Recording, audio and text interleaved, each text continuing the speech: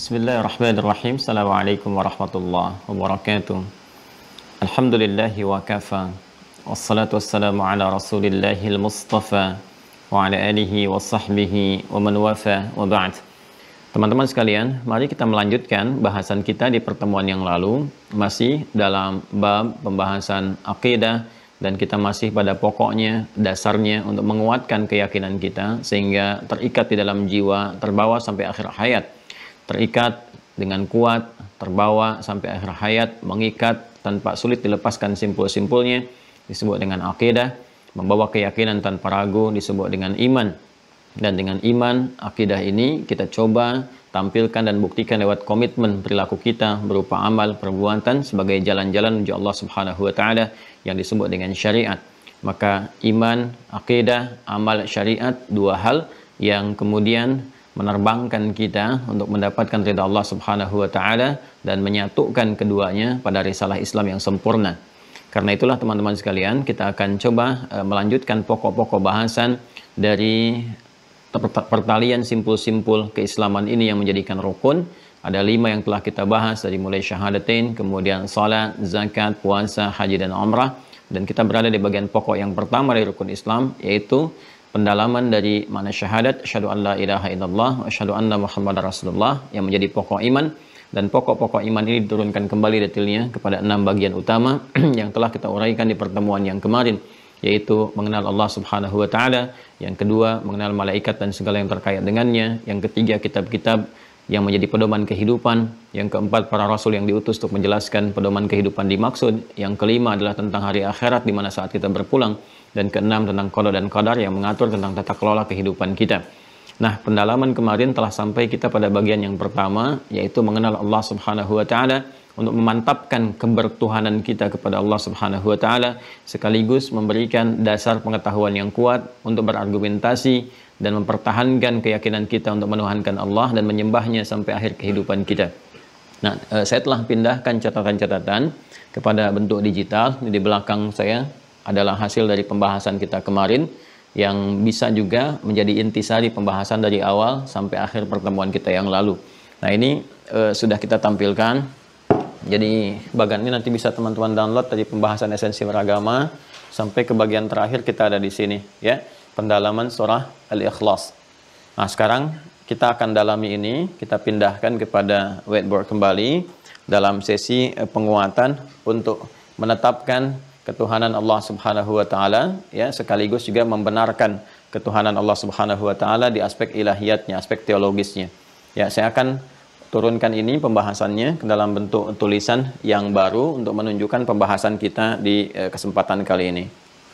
Baik, kemarin telah kita sampai kepada makna al-ikhlas. Ya.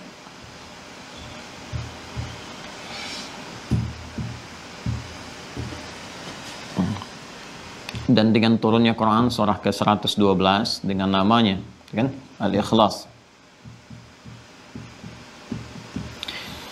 Sebagai respon terhadap orang-orang kafir yang pada saat itu menyoal Nabi Muhammad SAW untuk menunjukkan nama dari Tuhan yang hak yang disampaikan oleh Nabi Muhammad SAW, dan sebelumnya seringkali disebutkan dengan Rab untuk yang pertama menguji keberadaan sinyal fitrah dalam setiap diri manusia. Karena hal yang pertama disampaikan oleh Allah kepada manusia untuk berkomitmen mengambil perjanjian dalam rangka mengawali kehidupannya di alam rahim sampai ke dunia sampai kembali, yaitu nama Rabb, seperti di Quran surah ke-7 ayat 172 yang kemarin telah kita urai panjang dan lebar. Wa idz akhadha rabbuka min bani adama min zuhurihim dzurriyyatahum wa asyhadahum ala anfusihim alastu birabbikum, ya, wa asyhadahum ala anfusihim alastu birabbikum qalu bala syahidna. Kalimatnya menggunakan Rabb, dan dengan Rabb inilah kemudian kita memohon kepada Allah dengan sifat rububiyahnya, sekaligus mengecek juga apakah dalam diri kita masih ada sifat komitmen itu kepada Allah Subhanahu wa taala ataukah melemah atau barangkali telah bergeser. Karena itulah nama pertama yang diperkenalkan oleh Rasulullah SAW kepada kalangan masyarakat Quraisy pada saat itu, kalangan masyarakat kufar pada saat itu adalah menyentuh nama fitrah yang pertama dengan turunnya wahyu-wahyu menyebutkan kalimat Rabb.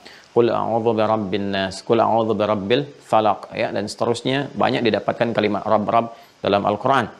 Sekaligus memberikan kesan kepada mereka bahwa hal yang terkait dengan sifat rububiyah, meminta, mengabulkan semua permohonan, menyembuhkan dalam penyakit, kan, memberikan rizki, kebutuhan, perlindungan, pemaafan, pengampunan dan sebagainya, dan pemeliharaan alam semesta, menunjukkan tanda-tanda kebesaran, ketuhanan terdapat dalam sifat rububiyah itu, maka ini terambil semua sifatnya dengan sifat ketuhanan, yaitu dalam kata Rabb. Kata inilah yang kemudian keliru dipergunakan oleh orang-orang pada saat itu, menggunakan kata Rabb kepada aspek-aspek atau sosok-sosok yang dipertuhankan, ya, seperti mereka katakan kami pun punya Rabb, ya, Lata, Uzza, Manat, Hubal dan sebagainya. Lalu mereka mengejar Nabi SAW dengan menyoal, siapa nama Rabbmu? Nah, ini kemudian yang menjadikan turun surah Al-Ikhlas untuk menerangkan bahwa yang dimaksud Rabb yang sejati itu, yang sesungguhnya itu adalah Allah. Seperti kita terangkan di pertemuan yang lalu, teman-teman yang baru bergabung, mohon disimak dulu ya, yang di hari Senin kemarin supaya ada kesinambungan ya, dan ketersambungan apa yang telah kita bahas kemarin dengan pembahasan di hari ini. Jadi ketika nama ini diberikan, maka gugurlah semua yang lain. Ya, maka ezalah ya, ditinggalkan semua yang lain-lainnya. Lepaslah semua sifat-sifat yang nggak ada kaitan dengan ketuhanan. Maka Allah kemudian langsung merespon, "Qul," katakan Muhammad sallallahu alaihi wasallam, huwa, yang dimaksud Rabb yang sejati itu kan Allah, adalah Allah. Ya. Jadi di sini langsung diperkenalkan namanya. Nah, ini nama yang sejati, Tuhan yang sesungguhnya, yang memiliki sifat rububiyah, yang sering dipanggil dengan Rabb, yang sering dimintakan dengan kalimat kita, Rabbana, Rabbana, Rabbana, Rabbana, Rabbi, Rabbi, Rabbi, Rabbi, dan lain sebagainya. Ya, dengan sifat rububiyah yang dimohonkan oleh kita kepada Allah untuk bisa mengambil komitmen yang telah kita sampaikan, menuntut hak kita, dan Allah pun menuntut haknya dengan menunaikan kewajiban kita kepada Allah Subhanahu wa taala. Maka ketika nama ini kemudian disampaikan ya oleh Nabi sallallahu alaihi wasallam dalam satu risalah wahyu yang turun kepada beliau, qul huwa Allah. Jadi begitu nama ini disebutkan Allah, maka tanggal dan tinggal semua yang mengklaim sebagai Tuhan dengan semua sifat-sifat ketuhanan yang dilekatkan kepadanya. Seperti saya terangkan kemarin ya, dari kata akhlasa yukhlisu, maka tanggalkan, hilangkan semua hal yang terkait dengan sifat ketuhanan sehingga khalis. Semua sifat ketuhanan hanya murni tertuju dan dimiliki oleh Tuhan yang hak saja. Siapa? Qul, katakan Muhammad SAW, huwa, dialah yang memiliki sifat ketuhanan yang murni, yang hak, yang suci, yang tidak ada segala yang terkait dengannya di luar aspek ketuhanan. Allah, dialah Allah. Ya, karena itu saya katakan kalau nama ini diucapkan dengan keimanan kita, dengan kekuatan kita, dengan ketersambungan kita kepada Allah Subhanahu wa taala, akan melahirkan sesuatu yang dahsyat, yang meruntuhkan segala hal yang tidak terkait dengan aspek ketuhanan, mendekatkan diri kita kepada Allah, melahirkan getaran kepada jiwa. Jadi nama ini itu kalau disebutkan teman-teman sekalian, maka fitrah dalam tubuh kita akan merespon dengan kuat. Ya, karena ini isyarat di Quran surah ke-8, ya, ayat kedua. Ini langsung disebutkan sendiri oleh Allah. Ya. Ini diantara dahsyatnya nama Allah ya. Jadi nanti kalau kita mendalami lebih dalam lagi, kita di lain kesempatan kita akan detilkan ini. Ya, Quran surah ke-8 ayat kedua. Ya, di dahsyatnya nama Allah ini bagi orang-orang yang beriman tanpa ragu, alladzina yu'minuna bil ghaib, walaupun tak mampu menatap Allah Subhanahu wa taala tapi meyakini dengan fitrah kemanusiaannya, fitrah kehambaannya, karena ada komitmen saat usia 4 bulan itu ada sinyal-sinyal Rabbani dalam jiwanya. Ya, sinyal-sinyal Rabbani. Ya, nuruhum yas'a baina aydihim wa bi aymanihim. Ada sinyal nanti akan memberikan kekuatan. Itu yang ditanamkan oleh Allah lewat roh yang paling murni, paling bersih. Yas'alunaka 'anir ruh, qulir ruhu min amri rabbi. Kembali kepada sifat rububiyahnya, ya. Mereka banyak bertanya tentang hakikat esensi roh, katakan urusan roh kembali kepada Rabb. Ya, Rabbku, Allah Subhanahu wa taala. Jadi ketika benar sinyal iman ini ada, melekat pada jiwa, dipelihara dengan baik, ya, sesuatu yang menjadi identitas, menjadi isim fa'il. Amana yu'minu itu kata kerja, mukmin itu orangnya, mukmin itu isim fa'il, memiliki identitas iman, melekat kepada jiwa. Imannya ada sebagai cahaya. Mukmin, makanya mukmin itu beda teman-teman sekalian. Ya, bahkan dengan kata kerja aman, amana yu'minu imanan, mukmin, ya, itu berbeda. Berbeda dari pemaknaan, penekanan maknanya. Amana masih berusaha, pekerjaan, jamaknya amanu. Ya, ketika sudah mencapai derajat keimanan yang kuat, menjadi identitas, melekat pada jiwa, jadi mukmin isim fa'il, jamaknya mukminun. Mukminun inilah orang yang akan menggenggam kebahagiaan, kesuksesan, kekuatan karena punya cahaya dalam dirinya. Karena itu ketika muncul suratnya Al-Mu'minun, surah ke-23, dibuka dengan huruf tahqiq sebagai jaminan, qad, itu penguat, taukid dan tahqiq, sesuatu yang menguatkan dan menjamin. Kata Allah, qad aflahal mu'minun. Ya, orang-orang yang punya identitas kuat keimanannya, melekat pada jiwanya, dipelihara benar karena berlatih untuk mendekatkan diri kepada Allah, maka dijamin akan menggenggam kebahagiaan dan kesuksesan dalam kehidupannya. Dan nama ini dahsyat, ya. Jadi begitu disebutkan dan keimanan kita itu kuat, melekat, itu akan ada getaran dalam jiwa merespon kalimat ini. Karena itulah ketika Allah menyampaikan di Quran surah ke-8 Al-Anfal di ayat yang kedua, Allah menyampaikan, perhatikan kalimatnya. Ya, perhatikan kalimatnya teman-teman sekalian. Innamal mu'minuna alladzina idza dzukirallahu wajilat qulubuhum. Pakai innama, adatul hasri. Ya, yang kemarin saya pernah utarakan juga. Innamal mu'minuna, sungguh orang-orang yang memiliki iman yang sejati itu, yang benar itu, terbatas ya. Bisa dicek terbatas keadaannya seperti berikut. Ya, terbatas kualifikasinya seperti berikut. Alladzina itu konjungsi isim mausul yang sifatnya mencakup keseluruhan tanpa kecuali. Disebutkan 1080 kali dalam Al-Quran. Nah, ini artinya untuk mendapatkan keimanan sejati itu Allah membuka bagi siapapun tanpa kecuali sepanjang dia mau mendapatinya. Besar, kecil, tua, muda, laki-laki, perempuan, semua punya kesempatan. Seperti di era Nabi SAW sangat terbuka luas. Laki-kah, perempuankah, sudah tuakah gitu kan, seniorkah, masih mudakah, anak kecilkah, semua terbuka untuk mendapatkan nikmat keimanan ini sampai menjadi kenikmatan yang indah, halawatul iman, kan? Nah, kalau sudah kita dapati itu ada tandanya. Innamal mu'minuna alladzina idza dzukirallahu wajilat qulubuhum. Jika disebutkan nama Allah tuh, Allah ada getaran di jiwanya. Nah, coba tuh ya teman-teman, kalau disebutkan Allah gitu kan, itu sesuatu yang sangat luar biasa. Ya, kalau diperdengarkan tuh 5 kali dalam sehari, getarannya kuat nggak dalam jiwa itu? Kita bisa cek. Jadi ini bukan nama biasa teman-teman sekalian. Berbeda ketika disebutkan nama-nama lain atau yang dipertuhankan dan sebagainya. Makanya tingkat keimanan yang tinggi itu bisa meruntuhkan, menanggalkan segala hal yang tidak terkait dengan Allah. Makanya ketika ada seseorang yang pernah menodong Nabi dengan pedang itu kan, kisahnya kan sangat viral sekali kan. Siapa yang bisa menolongmu saat ini? Kan Nabi hanya mengatakan satu kalimat, tapi kalimat itu diisi dengan keimanan tingkat tinggi yang sangat dahsyat, yang mampu menggetarkan segala hal di sekitarannya. Begitu disebutkan Allah, jatuh itu pedang. Ya, makanya jangan main-main dengan kalimat Allah ini. Ya, nggak boleh main-main, kan? Dipakai sembarangan terus-terusan misalnya untuk sumpah yang tidak benar. Ya, ini kan boleh untuk menguatkan. Makanya dia diperkuat untuk menjadi sumpah wallahi, tallahi, billahi, wallahi. Kan? Ini kalimat ini kalau nggak pernah dipermainkan oleh lisan kita, diucapkan dengan kalimat iman, ada getaran ini. Nggak sembarangan ucapan kalimat ini. Ya, karena itulah namanya ketika diturunkan suratnya Ikhlas, Al-Ikhlas, pakai alif lam lagi. Ya, jadi kalau udah disebutkan tanggal semua yang lain, tertinggal satu Tuhan saja, ya. Kemudian setelah itu semua sifat mengumpul pada dirinya. Ini kedahsyatan kalimat ini. Ya, kemudian diterangkan, dan keterangan ini ya untuk menerangkan sifat-sifat yang terkait dengan Allah ini sekaligus menanggalkan, ini ikhlas, meninggalkan semua hal-hal yang dilekatkan kepada Tuhan-Tuhan ya, atau yang dipertuhankan selain Allah Subhanahu wa taala, Tuhan-Tuhan yang tidak hak, gitu kan? Nah, maka mari kita teruskan teman-teman sekalian. Ini kita dalam rangka masih mengelaborasi dan mendalami, gitu kan? Rukun iman, pokok iman yang pertama ya. Kita kan masih mendalami pokok atau dasar iman. Nah, yang kita kenal dengan rukun iman. Yang pertamanya kan ma'rifah billah, kan mengenal Allah Subhanahu wa taala. Ya, jangan sampai kita mengatakan Tuhan saya Allah, tapi nggak kenal gitu kan? Nggak kenal. Bahkan dengan nama Allah itu sendiri, dan nggak punya fungsi ketika diucapkan. Ini ada sesuatu yang harus dikuatkan. Berarti simpul imannya masih lemah. Karena ini pondasi. Pokok itu kan pondasi, dasar. Ya, yang menyulam dan menyalin serta memperkuat segala bangunan-bangunan tubuh kita, ekspresi keimanan kita. Ini di sini pokoknya. Jadi kalau pokoknya nggak kuat, kan, dan kita harus mengecek kekuatannya, ini nanti akan jadi bermasalah semua tindakan dan perilaku kita. Ya. Jadi kembali ke sini teman-teman sekalian. Ya. Qul, katakan Muhammad sallallahu alaihi wasallam, huwa Allah. Yang dimaksud dengan Rabb yang sesungguhnya yang sejati itu Allah, gitu kan? Allahus Samad. Allahus samad, ahad, Allahu ahad. Qul huwallahu ahad yang pertama. Ya, qul huwallahu ahad. Kemudian yang kedua, Allahus samad. Ya. Yang ketiga, lam yalid wa lam yulad. Lam yalid wa lam yulad. Yang keempat, walam yakul lahu yakun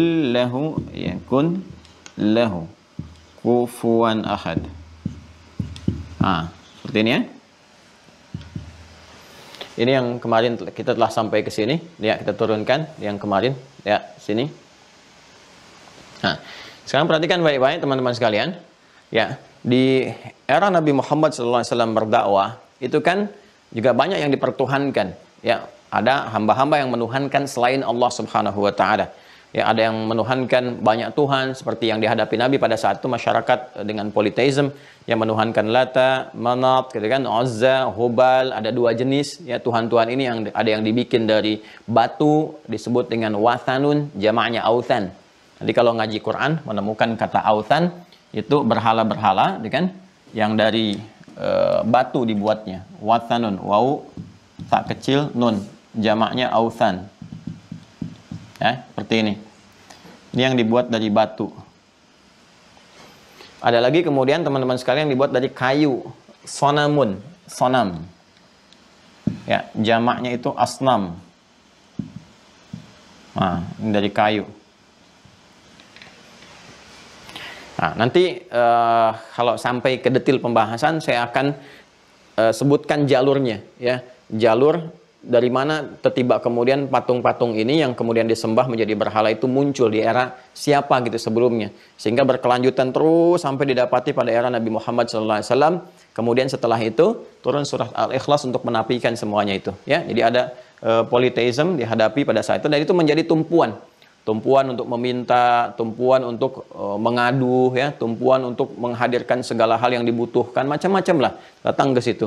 Ya, ada lagi yang dipertuhankan itu dari klaim bahwa ini hasil yang dilahirkan, ya, bahwa ini ada yang melahirkan, ada yang dilahirkan, Tuhannya dilahirkan oleh seorang ibu gitu kan, dan sebagainya dan seterusnya. Itu fenomena yang terjadi juga pada saat itu. Ya, kemudian ada yang berserikat, ya, turunan dari politeisme juga. Tuhannya tidak hanya satu diklaim, ya, tempat-tempat yang lain. Ini menarik juga nih. Nabi SAW ya pertama kali diutus di wilayah sekitaran Mekah. Ya, tapi hal-hal yang terjadi di muka bumi pada umumnya adalah ya untuk menyembah yang dipertuhankan dengan sifat-sifat yang disebutkan di surah Al-Ikhlas ini. Ya, padahal Nabi SAW pertama diutus kan risalahnya di sekitaran Mekah kan. Tapi ketika turun surah Al-Ikhlas itu menanggalkan semua aspek-aspek yang dipertuhankan yang ada di bumi pada saat itu. Dan kemudian didialogkan, dijelaskan kepada kita ya secara rasional, bahkan dengan turunnya ayat-ayat yang menjelaskan. Ini loh problem, ya, yang terkait dengan hal-hal yang dipertuhankan selain Allah Subhanahu wa taala. Problemnya di sini, sehingga kamu bisa menemukan Tuhan yang hak. Dan hebatnya di titik seperti itu pun sampai sudah menjelaskan sedetail-detailnya, sepaham-pahamnya, serasional-rasionalnya, teman-teman sekalian, tetap mengatakan la ikraha fid din. Ya, pada akhirnya nggak ada paksaan. Ya, tapi semua punya konsekuensi saat pulang. Ya, supaya nanti tidak mengatakan kami lupa. Antaqulu yaumal qiyamati inna kunna an hadza ghafilin. Penutup Quran surah ke-7 ayat 172 itu. Ya, supaya kalian nggak berkata di akhirat kami lupa ya Allah. Itu kan masa dalam kandungan, kami nggak ingat lagi. Maka Allah terangkan, ya aku sudah terangkan, turun ayat, turun nabi, turun rasul, aku jelaskan tanda di alam semesta dan sebagainya. Kamu belum yakin juga, kamu sekarang katakan kamu lupa. Nah, itu 5 kali aku ingatkan bahkan dalam sehari supaya engkau mencari petunjuk lewat telingamu. Yang kau melihat orang-orang menyembah Allah dengan matamu, engkau berpikir aku berikan keterangan, ayat-ayat aku jelaskan, secara rasional aku terangkan pada jiwamu. Sekarang aku tanya pendengaranmu, penglihatanmu, termasuk juga nalarmu. Inna sam'a wal basara wal fu'ada kullu ulaika kana anhu mas'ula. Quran surah ke-17 ayat 36. Jadi Allah itu menutup semua celah terkait dengan aspek ilahiyat supaya manusia nggak ngeles di kemudian hari. Ya, menutup semua celah-celah yang menjadikan kita masih menyoal apakah Allah benar Tuhan yang hak, dijelaskan semuanya. Sampai kita menemukan yang sesungguhnya dengan panduan keilmuan kita yang bening, ulul ilmi qa'iman bil qista. Sepanjang ilmu itu digunakan dengan benar. Ya, itu yang di Quran surah ke-3 Al-Imran ayat 18 itu. Syahidallahu annahu la ilaha illa huwa wal malaikatu wa ulul ilmi qa'iman bil qista. Ya, sepanjang ilmu itu digunakan dengan benar untuk mencari kebenaran, bukan membenarkan apa yang hawa nafsu inginkan, Ya kan? Karena ada yang menetapkan panduan menuhankannya itu lewat hawa nafsunya. Di Quran surah Al-Jathiyah, surah ke-45, ayat 23 itu kan, afara'aita man ittakhadha ilahu hawa? Ya kan? Apa engkau tidak menyaksikan ada orang-orang yang, ya kan, menetapkan standar ketuhanannya itu melalui nafsunya. Ya, karena itu diibaratkan mengambil nafsu bahkan sebagai Tuhan, jadi mengembalikan semua kepada nafsunya. Ya, pokoknya pengennya begini ya begini gitu. Ya, sementara standar rasional yang sudah disebutkan itu nggak masuk pada dirinya karena menutup diri dengan nafsu itu. Jadi persoalan. Tapi yang paling berbahaya itu yang kekinian, menyampaikan segala sesuatu seperti logis, tapi sebetulnya ada apa yang disebut self contradiction, kontradiksi dalam dirinya sendiri. Ya, mengatakan seakan-akan ini seperti logis, padahal nggak logis gitu. Ya, padahal tidak logis. Ya, ini yang paling berbahaya teman-teman sekalian. Nanti kita belajar nih satu-satu begini. Nanti saya turunkan beberapa insya Allah ya, beberapa kaidah premis-premis di ilmu mantik. Sekarang ini kan banyak kayak nampilkan logika seakan-akan benar, kalimatnya ditata bagus, padahal itu bermasalah. Ya, dari epistemologi ilmunya bermasalah, dari premis yang dibangun juga lemah gitu. Tapi masyarakat awam kurang memahami ini sehingga seakan-akan kalimatnya benar, gitu kan. Ya, nanti kita bahas satu-satu. Gampang. Sekarang tanda-tandanya udah banyak, casingnya juga banyak, gitu kan? Seperti apa ya contohnya? Ya, yang ngetren-ngetren lah ya, gitu kan? Kita tidak boleh merasa paling benar, kan? Semua kebenaran itu hanya milik Allah, semuanya relatif. Nanti muncul paham relativisme namanya. Ya, paham relativisme. Kalau semua seperti ini nanti kacau nanti kehidupan. Ya, kacau kehidupan karena nggak ada standar kebenaran absolut di sini. Nggak ada nilai-nilai yang menunjukkan kepada kita mana kebenaran yang harus diikuti. Wah, saya bisa membayangkan nanti kalau polisi misalnya menangkap pelaku kriminal, Anda ditangkap melakukan tindakan kriminal. Pak, itu kan relatif, itu kan persepsi Bapak aja, belum tentu benar. Nanti hakim ketika memvonis, kamu terdakwa divonis sekian-sekian. Maaf Pak Hakim, objection, saya keberatan. Itu kan persepsi Pak Hakim aja, itu kan relatif. Jadi nggak ada yang absolut. Karena itu mesti ada satu hukum yang diikuti, disepakati kebenarannya. Di situ kemudian menjadi satu tuntunan kehidupan, menjadi hukum absolut yang mutlak. Nah, kalau kita katakan Allah kemudian menjadi tumpuan satu kebenaran, maka Allah harus memberikan kepada kita pedoman. Pedoman itu harus dijelaskan. Makanya Allah menurunkan Al-Quran ya sebagai pedoman hidup, hukum yang mutlak dijelaskan oleh Rasul. Rasul ketika menjelaskan harus meyakini kebenarannya dan harus merasa benar. Ya, dengan menjelaskan itu. Ya, kalau Rasulnya nggak merasa benar, bagaimana bisa menyampaikan? Karena yang disampaikan itu hukum yang paling benar. Karena itulah, karena merasa benar, Nabi mendakwahi kepada orang-orang Quraisy pada saat itu, menyurati Heraklius. Kalau nggak merasa benar, ngapain kirim surat untuk masuk Islam? Aslim taslam. Ya kan? Jadi nggak mungkin sifat Rasul itu ya tidak merasa benar dengan risalahnya, harus merasa benar dengan itu semua karena beliau membawa hukum mutlak, hukum absolut yang harus disampaikan. Jadi kalau kita mengatakan misalnya dengan kalimat ini bahkan Nabi pun tidak merasa benar, ada persoalan di situ. Ya, kalimatnya seakan-akan seperti benar logikanya, padahal lemah di situ. Jelas ya? Nah, ini contoh-contoh praktek yang kita bisa ambil. Nanti kita bisa turunkan pembahasan-pembahasannya. Kita menyoalnya adalah cara berpikir ya. Jadi jangan terbiasa kita menyoal orang per orang atau bahkan mencela. Saya tidak pernah mengajarkan seseorang untuk mencela orang lain. Yang kita soal adalah cara berpikir untuk mendapatkan tuntunan ilmu yang benar. Terlepas dari kemudian orang-orang bisa memahami atau mau mengikuti atau mempertahankan hawa nafsunya, itu kembali kepada masing-masingnya. Dan kita berdoa semoga Allah memberikan hidayah. Itu cara yang paling elegan dan mulia kita bersikap. Jelas ya? Ya, di Mira pun Mahasantri saya tidak mengajarkan ya untuk saling mencela, untuk saling menghina dan sebagainya. Tidak, kita menjauhi itu semua. Kalaupun ada perkataan-perkataan, kalimat-kalimat atau konstruksi berpikir yang tidak tepat, kita kemudian berikan solusi dengan menjawab dan menjelaskan ini loh, kerangka berpikirnya ini yang tidak tepat. Ini yang rapuh bangunan epistemologinya. Harusnya seperti ini. Nah, jelas ya? Nah, kembali ke sini ya. Nah, Allah Subhanahu wa Ta'ala kemudian menyoal segala hal yang dipertuhankan itu dengan menjelaskan sifat-sifatnya, kemudian menerangkan secara rasional. Baik, yang pertama kita agak cepat ya. Jadi kita bahas aspek teologisnya. Qul, katakan Muhammad SAW, huwa Allah. Yang disebut Rabb dengan sifat rububiyah itu Allah. Nah, untuk menetapkan dan meyakini kebenaran Allah itu sebagai Tuhan yang hak dengan sifat rububiyahnya, yang merawat alam semesta, menunjukkan tanda kebesarannya, mengampuni, memaafkan, memberikan kebutuhan, menyehatkan, menyembuhkan, dan sebagainya, maka kita harus punya standar untuk menetapkan sifat ketuhanan, kata Allah. Allah sendiri yang menjelaskan. Yang benar-benar Tuhan itu, dan harus dipertuhankan, nggak ada Tuhan selainnya, pertama, mesti punya sifat ahad. Ya. Ahad. Baik, jelas ya? Belum, karena belum saya terangkan. Jangan bilang jelas dulu. Kita lihat kenapa mesti punya sifat ahad. Yuk kita lihat pelan-pelan. Nah, sebelum kita sampai ke sifat ahad ini, teman-teman sekalian, kita akan rangkum dulu semuanya ini. Qul huwallahu ahad, Allahus samad, lam yalid walam yulad walam yakul lahu kufuwan ahad. Keempatnya ini kita rangkum dulu dalam penegasan Allah di Quran surah ke-42. Quran surah ke-42. Nanti kalau Anda bertanya kenapa mesti punya sifat ahad, nanti terjawab dari sini. Ayat ke-11. Ya. Fokus.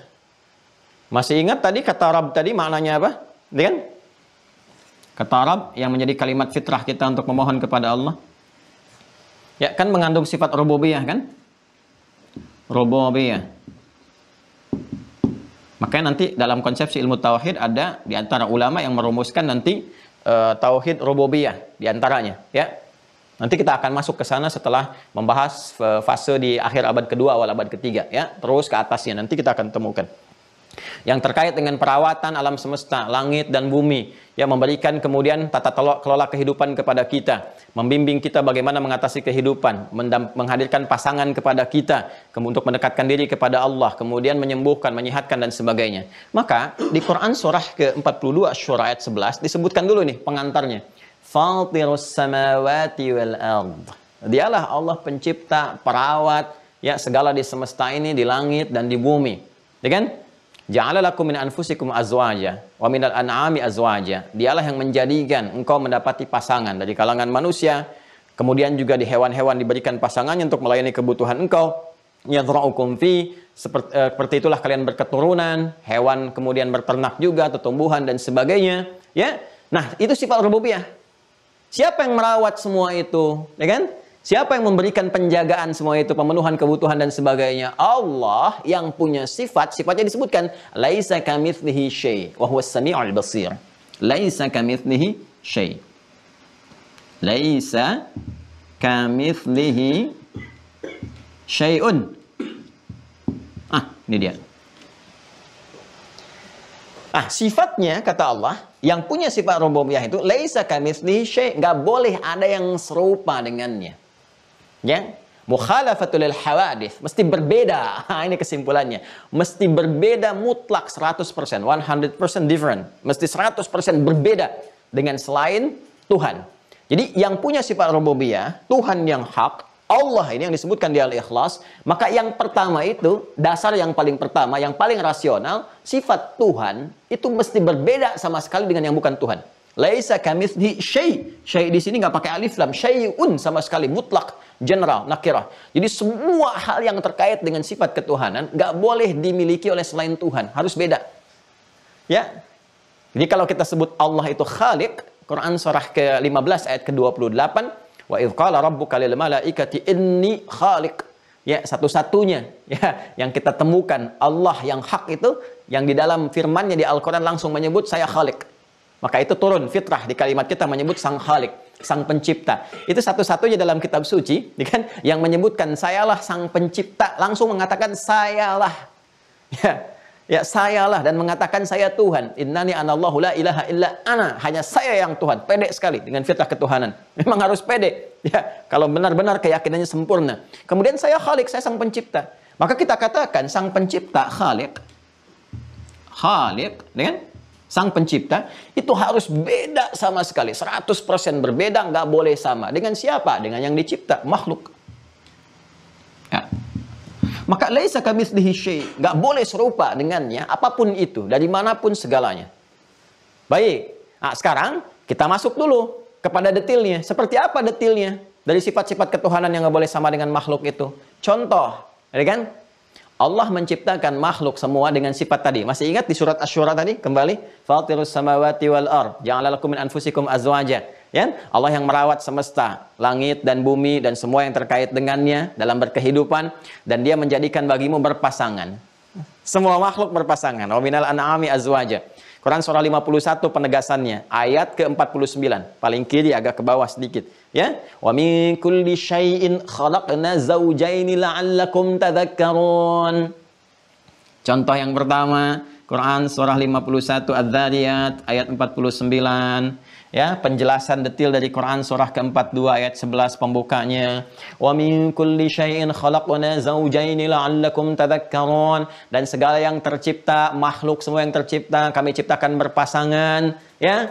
Langit, bumi, bahkan di sifat warna hitam, putih, gitu kan? Sifat keadaan kita, bahkan esensi kita, laki-laki ada perempuan, ya, binatang yang jantan ada betina, tumbuhan ada putik, ada benang sari, dengan coba lihat, hampir semua berwarna dalam kehidupan, punya pasangan-pasangannya sendiri yang akan kita temukan bahkan dalam penelitian kita. La'allakum tadhakkarun, supaya engkau sadar hanya Allah yang tidak punya pasangan. Ya. Kalau kita ingin katakan, teman-teman sekalian, yang tidak berpasangan, tidak berganda, satu nggak ada duanya, apalagi ada 3, ada 4, ada 5 dan sebagainya, maka kita katakan dalam bahasa Arab standar dikatakan dengan nama ahad namanya. Ahad. Jelas. Ahad.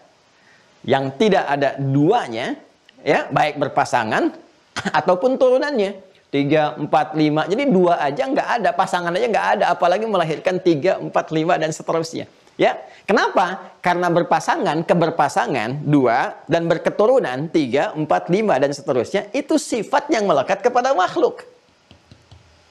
Ya, kan kita sepakati di awal. Khalik itu, Tuhan itu mesti beda dengan makhluk, 100% beda. Kalau ada satu aja kesamaan, berarti berpotensi makhluk menjadi khalik. Itu bermasalah dalam cara berpikir, ya kan? Nah, sekarang saya tanya, rasional nggak kalau kita katakan sifat Tuhan itu, ya, sifat Tuhan, kita dari sini dulu nih, Sang Pencipta, sifat Tuhan itu mesti berbeda persis dengan makhluk, nggak boleh sama, ya, baik dengan manusia misalnya, apalagi di bawah manusia, hewan, tumbuhan, apalagi benda mati, bukan hewan, bukan tumbuhan, benda mati. Nah, jadi nggak masuk akal lagi, ya. Jadi nggak masuk akal lagi. Ya, jadi kalau kita katakan misalnya, kita ingin berkata, ya, Tuhan, Khalik, maka bagaimana menetapkan Tuhan yang benar, Khalik yang benar? Standar yang pertama, tidak boleh ada kesamaan dengan makhluk sedikit pun. Sebab kalau ada yang sama, sedikit saja, maka berpotensi dari makhluk ini bisa dipertuhankan. Jelas ya? Ini standar yang pertama. Nanti kita turunkan ke bawahnya. Ya, jadi kalau kita katakan makhluk berpasangan, Tuhan nggak boleh berpasangan, kan nggak boleh sama. Ya kan? Kalau ada makhluk yang kuat, kita lihat kuat, Tuhan harus lebih kuat. Ya kan? Nggak boleh sama. Jadi selalu harus ada di atasnya. Ya, selalu harus tidak pernah menyerupai atau bahkan mendekatinya. Nggak boleh ada. Ya kan? Jadi kalau makhluknya lemah, Tuhannya kuat. Kalau makhluk berpasangan, Tuhan tidak berpasangan. Ya kan? Kalau makhluk yang melahirkan, Tuhan tidak boleh melahirkan. Kalau makhluk dilahirkan, Tuhan tidak boleh dilahirkan. Jadi ini standar sekali. Masuk akal nggak? Ya, rasional nggak? Ya, standar yang pertama ini. Jadi nggak boleh ada yang sama sedikit pun dengan sifat Tuhan. Kalau tidak, nanti sebagian yang dianggap sama itu nanti bisa dipertuhankan. Dan standar ini akan menurun nantinya. Ya, standarnya akan menurun dan jadi persoalan. Maka Allah terangkan yang pertama, yuk kita bahas dengan detail. Ahad. Kalau makhluk berpasangan, Tuhan itu harus esa, ahad. Jadi ada wahid, ada ahad, itu berbeda. Kalau kita katakan wahid itu ordinary number, dalam bahasa Inggris itu kan ada tingkatan. Wahid, itsnain, tsalatsa, arba, khamsa dan seterusnya. Atau al-awwal, ats-tsani, ats-tsalits, ar-rabi dan sebagainya. Ya kan? Nah, kalau kita ingin katakan wahid saja, wahid itu maknanya beda dengan ahad. Satu akan ada duanya. Karena itu kalau kita ingin merubah wahid jadi ahad, ya, maknanya sama dengan ahad, tambahkan kemudian, ya, sifat yang mengiringinya atau yang melekat dengannya. Ya, jadikan dia mausuf yang disifati, kemudian wahidnya jadi sifat. Contoh misalnya, Tuhan yang satu, ya, katakan Tuhan itu satu misalnya kan. Nah, kita bisa katakan kul huwallahu ahad, atau kita katakan ilahun wahid. Ilahun wahid. Kalau kita tambahkan wahid ini dengan yang disifati sebelumnya, kata ilahun wahid, maka berubah ini maknanya menjadi ahad. Ya. Awas. Jadi untuk membentuk kata ahad ini bisa tunggal dengan sendirinya ahad, atau kita katakan ilahu wahid. Tapi kalau wahid saja, wahid itu bisa jadi 2, jadi 3. Tapi kalau ini kita tambahkan kalimatnya, yang ini kemudian menjadi sifat ilahun wahid, maka menjadi ahad. Jadi kalau kita katakan, hei, Tuhan kalian itu bukan 2, bukan 3 dan sebagainya, Tuhan kalian itu 1, ya, maka kita katakan ilahukum ilahu wahid. Tuhan kalian yang hak yang sesungguhnya itu satu. Ya, Quran surah kedua Al-Baqarah ayat 163. Quran surah 2 ayat 163. Wa ilahukum ilahu wahid. Ya, paling kiri sebelah bawah. Wa ilahukum, dan Tuhan kalian itu yang hak, yang benar, yang memenuhi standar-standar ketuhanan, dan kalian bisa uji, bisa cek, bisa analisis dengan logika kalian, dengan ilmu yang benar, silahkan. Sangat terbuka. Kalau sudah dijelaskan kalian yakin, masuk Islam, beriman, alhamdulillah. Kalau tidak pun nggak ada paksaan, tapi ketika kembali kepada Tuhan yang hak, masing-masing punya konsekuensi. Adil nggak?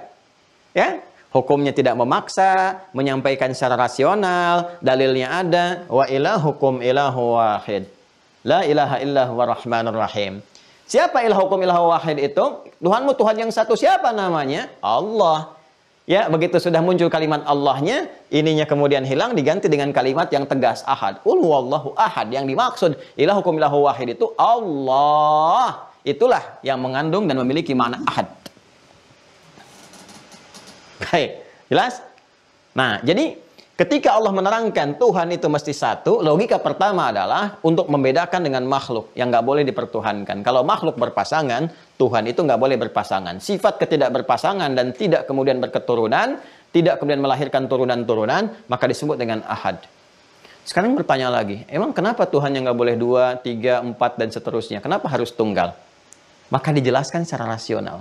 Perhatikan, Quran surah ke-21 ayat 22. Quran surah 21 Al-Anbiya ayat 22.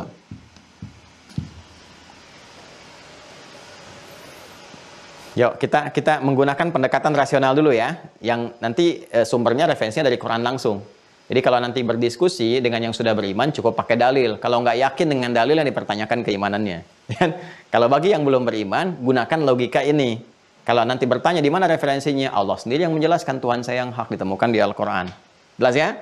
Nah, sekarang kenapa Tuhan tidak boleh 2, 3, 4, 5, dan seterusnya? Kenapa harus satu? Ya? Perhatikan baik-baik. Lau kana fihima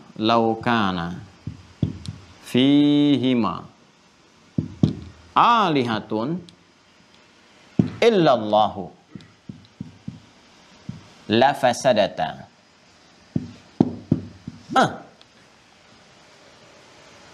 Ya, perhatikan kalimatnya. Kita lihat dulu di Asy-Syura tadi, Quran surah 42 ayat 11. Fatirus samawati wal ardh. Dialah Allah yang merawat alam semesta ini, langit, bumi, dan sebagainya. Kita sepakat kan bahwa yang mengatur, menciptakan semua langit, bumi ini Allah Subhanahu wa taala. Ya, jangan katakan ketentuan alam semesta. Siapa yang bikin alam semesta ini? Ya, kalau orang-orang yang merasa tidak bertuhan menjadikan ukuran Tuhan dari nafsunya itu kan selalu mengatakan ini alam semesta, menghadirkan ini. Pertanyaannya, yang mencipta alam semesta itu siapa? Ya. Kadang-kadang kalau dalam skema yang lain urusan keduniaan mau dibawa ke politik, ke ekonomi, ke macam-macam, nalar logikanya kuat gitu. Ya, akalnya sehat, berpikirnya bagus dan sebagainya. Tapi ketika dibawa kepada keimanan, logika itu nggak bisa dipakai. Ya, jangan dikatakan ini alam semesta yang menghadirkan ini, ketentuan ini. Sekarang pertanyaannya, siapa yang menciptakan alam semesta itu? Siapa yang mengaturnya? Itu sebelum kita bertanya, Tuhan yang hak itu sudah menjawab, Fatirus samawati wal ardh. Aku bukan sekedar menjaga, aku yang mencipta. Fatir itu yang mencipta sekaligus merawat. Ya, yang merawat alam semesta. Yang terkait dengan kehidupan kita, langit dan bumi, samawati wal ardh. Yang kita pijak di bumi, keterkaitan kita kan kalau nggak ke langit, ke atas, yang ada di bumi, daratan dengan lautan.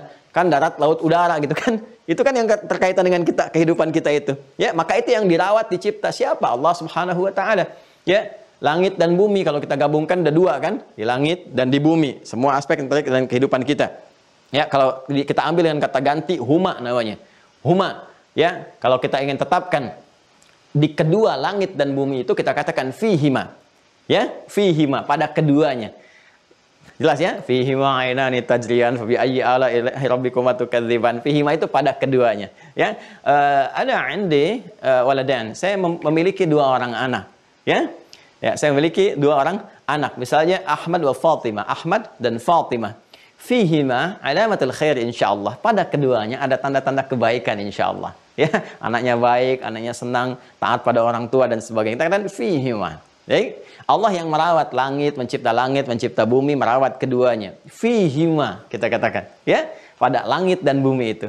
Di sini fatirus samawati wal ardh. Perhatikan, ada langit, ada bumi yang dicipta, dirawat dan sebagainya. Sekarang, kalau Anda katakan Tuhannya lebih daripada 1, 2, 3, 4 dan sebagainya, maka konsekuensi logisnya secara rasional, laukana fihima. Kalaulah di langit dan di bumi itu yang menciptakan, mengatur dan sebagainya, alihatun, ada banyak Tuhan. Illallahi, selain Allah. Ya. Kalau Allah kan jelas satu nih, ahad. Katakan Allah itu satu, kan? Allah itu esa, kan? Ya. Kalau Allah jelas kan menunjuk pada yang satu. Allah itu nggak mungkin lafaz menunjuk pada yang banyak, itu nggak mungkin. Ya karena itu kata Allah itu nggak akan ditemukan kecuali menunjuk pada syariat Islam. Cuma di Islam. Makanya nggak bisa dimodifikasi pada nama-nama Tuhan yang lain, nggak bisa. Karena memang itu memang khusus ditujukan kepada Tuhan ya bagi orang yang beriman dalam Islam. Tuhannya orang Islam, Allah jelas. Ya, ketika turun ayat yang mengatakan kul huwa Allah. Jelas ya? Nah, ini memang identitas. Jadi kalau ada di keyakinan lain menyebut Tuhannya dengan Allah misalnya, ini tanda-tanda kebaikan. Artinya secara fitrah menyadari Allah itu Tuhan, ya kan? Tinggal mencari jalan untuk kembali kepada Allah Subhanahu wa taala, ya. Nah ini, kalaulah pada pemeliharaan pencipta langit dan bumi itu ada banyak Tuhan selain Allah, ya, yang dipertuhankan, Tuhannya 2, 3, 4 dan sebagainya, maka secara logika, ya, secara logika, la fasadata akan rusak nanti, nggak akan stabil pemeliharaan langit dan bumi itu. Kenapa? Ya, karena pada dasarnya lebih daripada satu itu akan melahirkan juga pemikiran-pemikiran yang beragam. Ide-ide yang beragam, keinginan-keinginan yang tidak sama. Nah ini bagian dari sifat makhluk. Ya, sesuatu yang banyak, yang beragam, yang keberpasangan lebih dari satu, sifat makhluk. Karena itu kalau Anda ambil sifat makhluk yang berpasangan, yang banyak dan sebagainya, yuk kita sebutkan. A, B, C. A, Adi, Budi, Chandra. Ada 3 orang. Ya kan? Kemudian 3 orang ini apakah memiliki pikiran yang sama? Tidak. Ya. Sekarang aja di Zoom seperti ini, Anda punya di keluarga 3 orang. Yang satu mengatakan, nah nanti aja ikutnya di pertengahannya. Satu mengatakan ikut dari awal. Yang satu mengatakan, ayo udah kita kompak aja dari awal ikut. Cuman di tengah-tengah nanti saya akan pergi. Yang ini mengatakan, enggak, saya akan siap-siap pekerjaan. Nanti saya pindah dari Zoom ke YouTube. Semua itu bisa berbeda. Oh, saya mau pakai yang ini, tidak, saya mau pakai yang ini. Anda bisa bayangkan nggak kalau itu dibawa, ya refleksinya, dalam suasana, dalam tanda petik ketuhanan untuk mengatur alam, maka dibayangkan bagaimana hal yang terjadi kepada alam itu. Tuhan yang satu mengatakan, ini penduduk Bekasi ini memang kurang bersyukur, kirimkan aja hujan yang menjadikan banjir. Kata Tuhan yang satu, jangan dulu pakai banjir, uji dulu, barangkali di antara mereka ada yang mau tobat. Yang satu lagi mengatakan, jangan asal kirim aja, jangan asal bilang tobat aja. Tuh, di antara mereka juga ada hamba-hamba yang sedang beristighfar. Anda bisa bayangkan kalau Tuhannya berselisih, bagaimana dengan ciptaannya? Bisa kebayang nggak? Kalau sesama Tuhan ribut, alamnya rusak, hancur alam. Ya, manusia berperang aja, pertumpahan darah terjadi, ada kerusakan. Dhaharal fasadu fil barri wal bahri bima kasabat aydin nas. Sekarang Tuhannya berkelahi, maka apa yang terbayang dengan alam? La fasadata, hancurlah nanti apa yang dicipta itu. Ya, maka secara logika, secara rasional, nggak mungkin Tuhan itu lebih daripada satu. Ya, kalau Anda mau katakan lagi, wah itu mungkin saja Tuhannya kompak. Kan di antara sifat ketuhanan bisa aja kompak misalnya kan. Ya, tapi ini menunjukkan kelemahan Tuhan. Yang Tuhan tuh nggak boleh sama, maka dia punya sifat kufu namanya. Walam yakul lahu kufuwan ahad. Sifat Tuhan tuh nggak boleh berserikat. Karena kalau berserikat menunjukkan Tuhan lemah. Nggak bisa mengerjakan satu tugas dengan sendirinya. Dia butuh partner. Yang namanya Tuhan itu nggak perlu partner. Yang butuh partner itu makhluk. Ya, yang butuh partner itu makhluk. Partner itu menunjukkan kelemahan. Nggak bisa kerja sendiri. Ya, nggak bisa menguasai. Lalu untuk apa Allah menciptakan malaikat? Untuk apa menciptakan? Kalau Allah bisa sendiri. Untuk kemaslahatan makhluk, Joni. Nah, untuk pembuktian kepada Anda. Supaya saat Anda menuntut, ada pembuktian kepada Anda. Karena itu Allah Maha tahu dengan segalanya. Ya. Nah, ayo balik ke sini.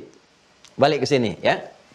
Jadi ini logika yang pertama yang Allah sampaikan kepada kita. Kalaulah kemudian tidak punya sifat ahad ini, maka jadi persoalan. Yang pertama akan ada potensial di makhluk yang dipertuhankan, karena ada sifat-sifat yang dimiripkan di dalamnya, dan potensial makhluk bisa diangkat menjadi Tuhan. Ini berbahaya, ya kan? Baik, maka mesti beda secara entitas, ya, zatnya harus beda. Jadi nggak boleh kemudian memiliki sifat-sifat makhluk, diantaranya adalah sifat ahadnya. Kemudian kalaupun Tuhan dianggap lebih daripada satu, ini akan ada persoalan dalam pengelolaan alam semestanya. Ya. Jadi kalau nanti ada yang mengklaim misalnya Tuhannya 2, 3, 4, 5 dan sebagainya, tinggal dipertanyakan bagaimana pengelolaan alam semesta itu. Oh, ada pembagian tugas gimana pembagian tugas gitu? Siapa komandannya? Kan apakah ada hierarki dalam ketuhanan dan sebagainya? Seperti apa birokrasinya? Itu nanti ini jadi makin rumit memahaminya gitu. Ya ini kan jelas. Qul huwallahu ahad, jelas kan? Nggak ada pertanyaan susulan? Apa yang mau ditanyakan pertanyaan susulannya? Kalau ini banyak pertanyaan nanti. Ya, dari 3 Tuhan, 4 Tuhan, 5 Tuhan, 6 Tuhan, pimpinannya siapa? Siapa yang paling berkuasa? Siapa yang muncul duluan? Ya kan? Yang ini jabatannya apa? Birokrasinya bagaimana? Pengaturannya, pembagiannya bagaimana? Kalau semua berwenang pada setiap hal, untuk apa jadi 3? Kenapa nggak 1 aja? Itu selalu kompleks, nanti jadi rumit gitu. Sedangkan agama itu kan memudahkan. Ad-dinu yusrun, wala usrun. Ya kalau nggak bisa atau rumit dipahami, bagaimana kita bisa menjalankan tuntunan syariat itu? Sementara untuk memahami aspek teologi saja masih rumit.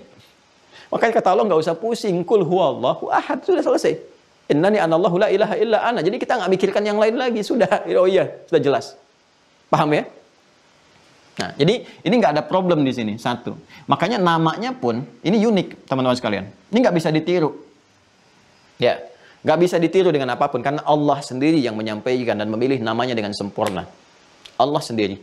Jadi kita nggak bisa mendekat-dekati atau mencoba meniru dan sebagainya. Ini kalau kita kembalikan ke penamaan sejatinya, mau kita apa-apakan ini, tetap kembali kepada sifat ahad. Inilah keistimewaan, kebesaran nama Allah sendiri. Nama ayatnya aja, nama Allah itu sudah menunjuk kepada ayat, tanda yang mendekatkan kepada dirinya. Jadi kalau kita hilangkan, saya sering katakan ya, kita hilangkan bagian-bagian apapun dari huruf ini yang membentuk nama Allah ini akan kembali kepada Tuhan yang hak. Yuk, misal kita ingin uji ya. Kita hilangkan nih huruf yang pertamanya. Alifnya kita hilangkan. Tuh. Ya kan? Baca. Lillah. Lillahi ma fis samawati wa ma fil ard. Maknanya masih kembali kepada yang ahad. Lillah, hanya milik Allah. Tuh, tetap kembali. Lillahi ma fis samawati wa ma fil ard. Anda hilangkan lagi lamnya 1. Kalau lam hilang 1, otomatis tasdid hilang. Baca. Lahu mulkus samawati wal ard. Lahu ma fis samawati wa ma fil ard. Hanya milik Allah. Kembali ke Allah lagi.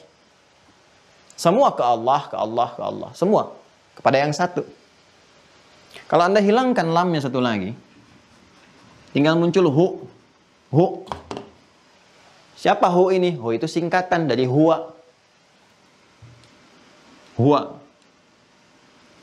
Karena kalau Anda baca di huwa, kemudian Anda waqaf, maka menjadi hu.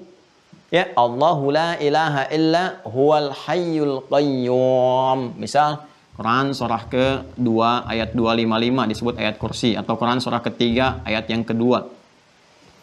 Allahu la ilaha illa huwal hayyul qayyum. Berhenti di kalimat hu. Allahu la ilaha illa hu. Kalau nggak bunyi A-nya. Ya, hu. Dari mana asalnya hu? Dari kata huwa. Kalau Anda wakaf di sini huwa, hu, ini. Huwa-nya nggak bunyi. Ya, kalau Anda tanya, apa yang dimaksud hu ini? Ya huwa ke sini. Kalau Anda tanya, siapa huwa yang dimaksud di situ? Dijelaskan lagi kalau ikhlas kul, katakan huwa, yang dimaksud huwa ini Allah. Ya kan? Karena itu ada aliran kan kalau zikir dia hu. Nah itu nggak sembarangan, itu ada tahapannya dulu. Tahapannya dari apa? Dari kenal dulu, ma'rifahnya dari kata Allah dulu, nggak tiba ujung-ujung hu. Oke, kalau saya ditanya, Ustaz bagaimana zikir yang hu, siapa yang ditanya? Itu latihan nggak dari awalnya? Kalau nggak tahu sama sekali, hu harus dikenalkan dulu. Kemana itu sumbernya? Ya kalau para mursyid, guru-gurunya sudah mengetahui. Itu hu itu dari kata huwa itu dari kata Allah, wallah. Karena itu saya sering ajarkan, kalau yang awam-awam, ajarkan dari awal. Ajarkan standarnya. Tuh, zikir yang lurusnya dulu, yang sempurnanya dulu. Kalau sudah mengenal, sudah paham. Banyak cara berzikir untuk mendekat kepada Allah. Ya, dari kita kalau sudah kita mengenal, apalagi struktur Al-Quran tuh. Ya. Nanti digambarkan umumnya dalam Al-Fatihah. Al-Fatihah terangkum dalam Bismillahirrahmanirrahim. Bismillahirrahmanirrahim terangkum dalam huruf ba. Ba terangkum dalam titik. Titik itu titik dari titik nun wal qalami wa ma yasturun. Ya kan? Makanya orang-orang tradisional, ini ada orang-orang yang berdiskusi dengan saya mengatakan, Ustadz, bak itu sebetulnya juga lambang spiritual dari batik gitu. Batik, bak itu katanya bak titik. Bak titik yang merangkum Bismillahirrahmanirrahim. Tapi itu dia nggak bisa menemukan dalil ya. Bisa dikarya-karyakan atau apa, Allahu alam. Tapi itu diskusi ya dengan pengrajin dan sebagainya gitu. Itu Allahu alam, itu kan pandangan-pandangan tradisional, bisa juga dilekatkan dengan budaya, dengan macam-macam. Jangan dipotong ya. Ini cuma ngobrol-ngobrol tuh dengan ini. Jadi jangan langsung tampilan usah. Nah, sekarang kalau kita hapus semuanya, hapus nih. Hilang kan? Hilang, nggak kelihatan tuh. Hilang. Oh. Kelihatan nggak? Nggak kan? Sesuatu yang tidak nampak, tidak terlihat, gaib namanya. Gaib. Ya? Maka sifat gaib pun masih lekat kepada Allah karena tak nampak dalam pandangan kita. Tapi kita yakini tanpa ragu. Yakin tanpa ragu disebut iman. Ya, terus-terusan yakin tanpa ragu sampai kapanpun disebut yu'min. Yu'min, amana yu'minu. Ya, kalau kita jamakkan karena banyak yang yakin tanpa ragu walaupun tak melihat Allah dalam dimensi kehidupan dunia disebut yu'minun. Kalau banyak orang yang tadi dikatakan alladzina, kita katakan alladzina yu'minun. Dengan siapa? Allah yang tak nampak dalam pandangan tapi kita yakin, betul, ghaib, bil ghaib. Al-Baqarah ayat 3, alladzina yu'minuna bil ghaib.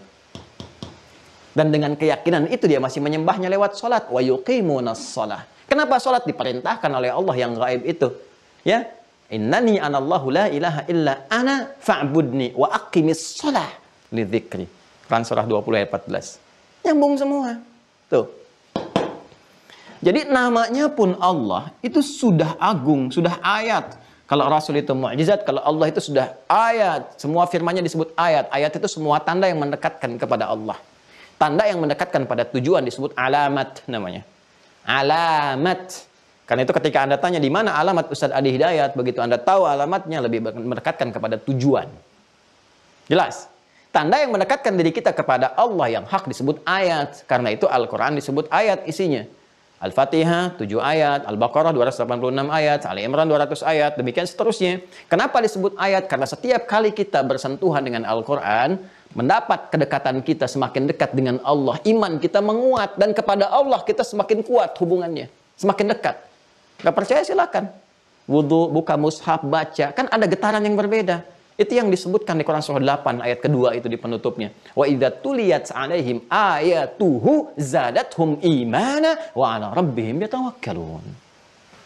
Tuh, ini Allah. Jadi dari namanya sudah menunjukkan nama ketuhanan. Makanya nggak bisa diserupakan. Ambil semua nama yang dipertuhankan, hilangkan satu persatu setiap hurufnya, nggak akan ketemu dan nggak akan kembali pada satu nama yang sama. Karena makhluk.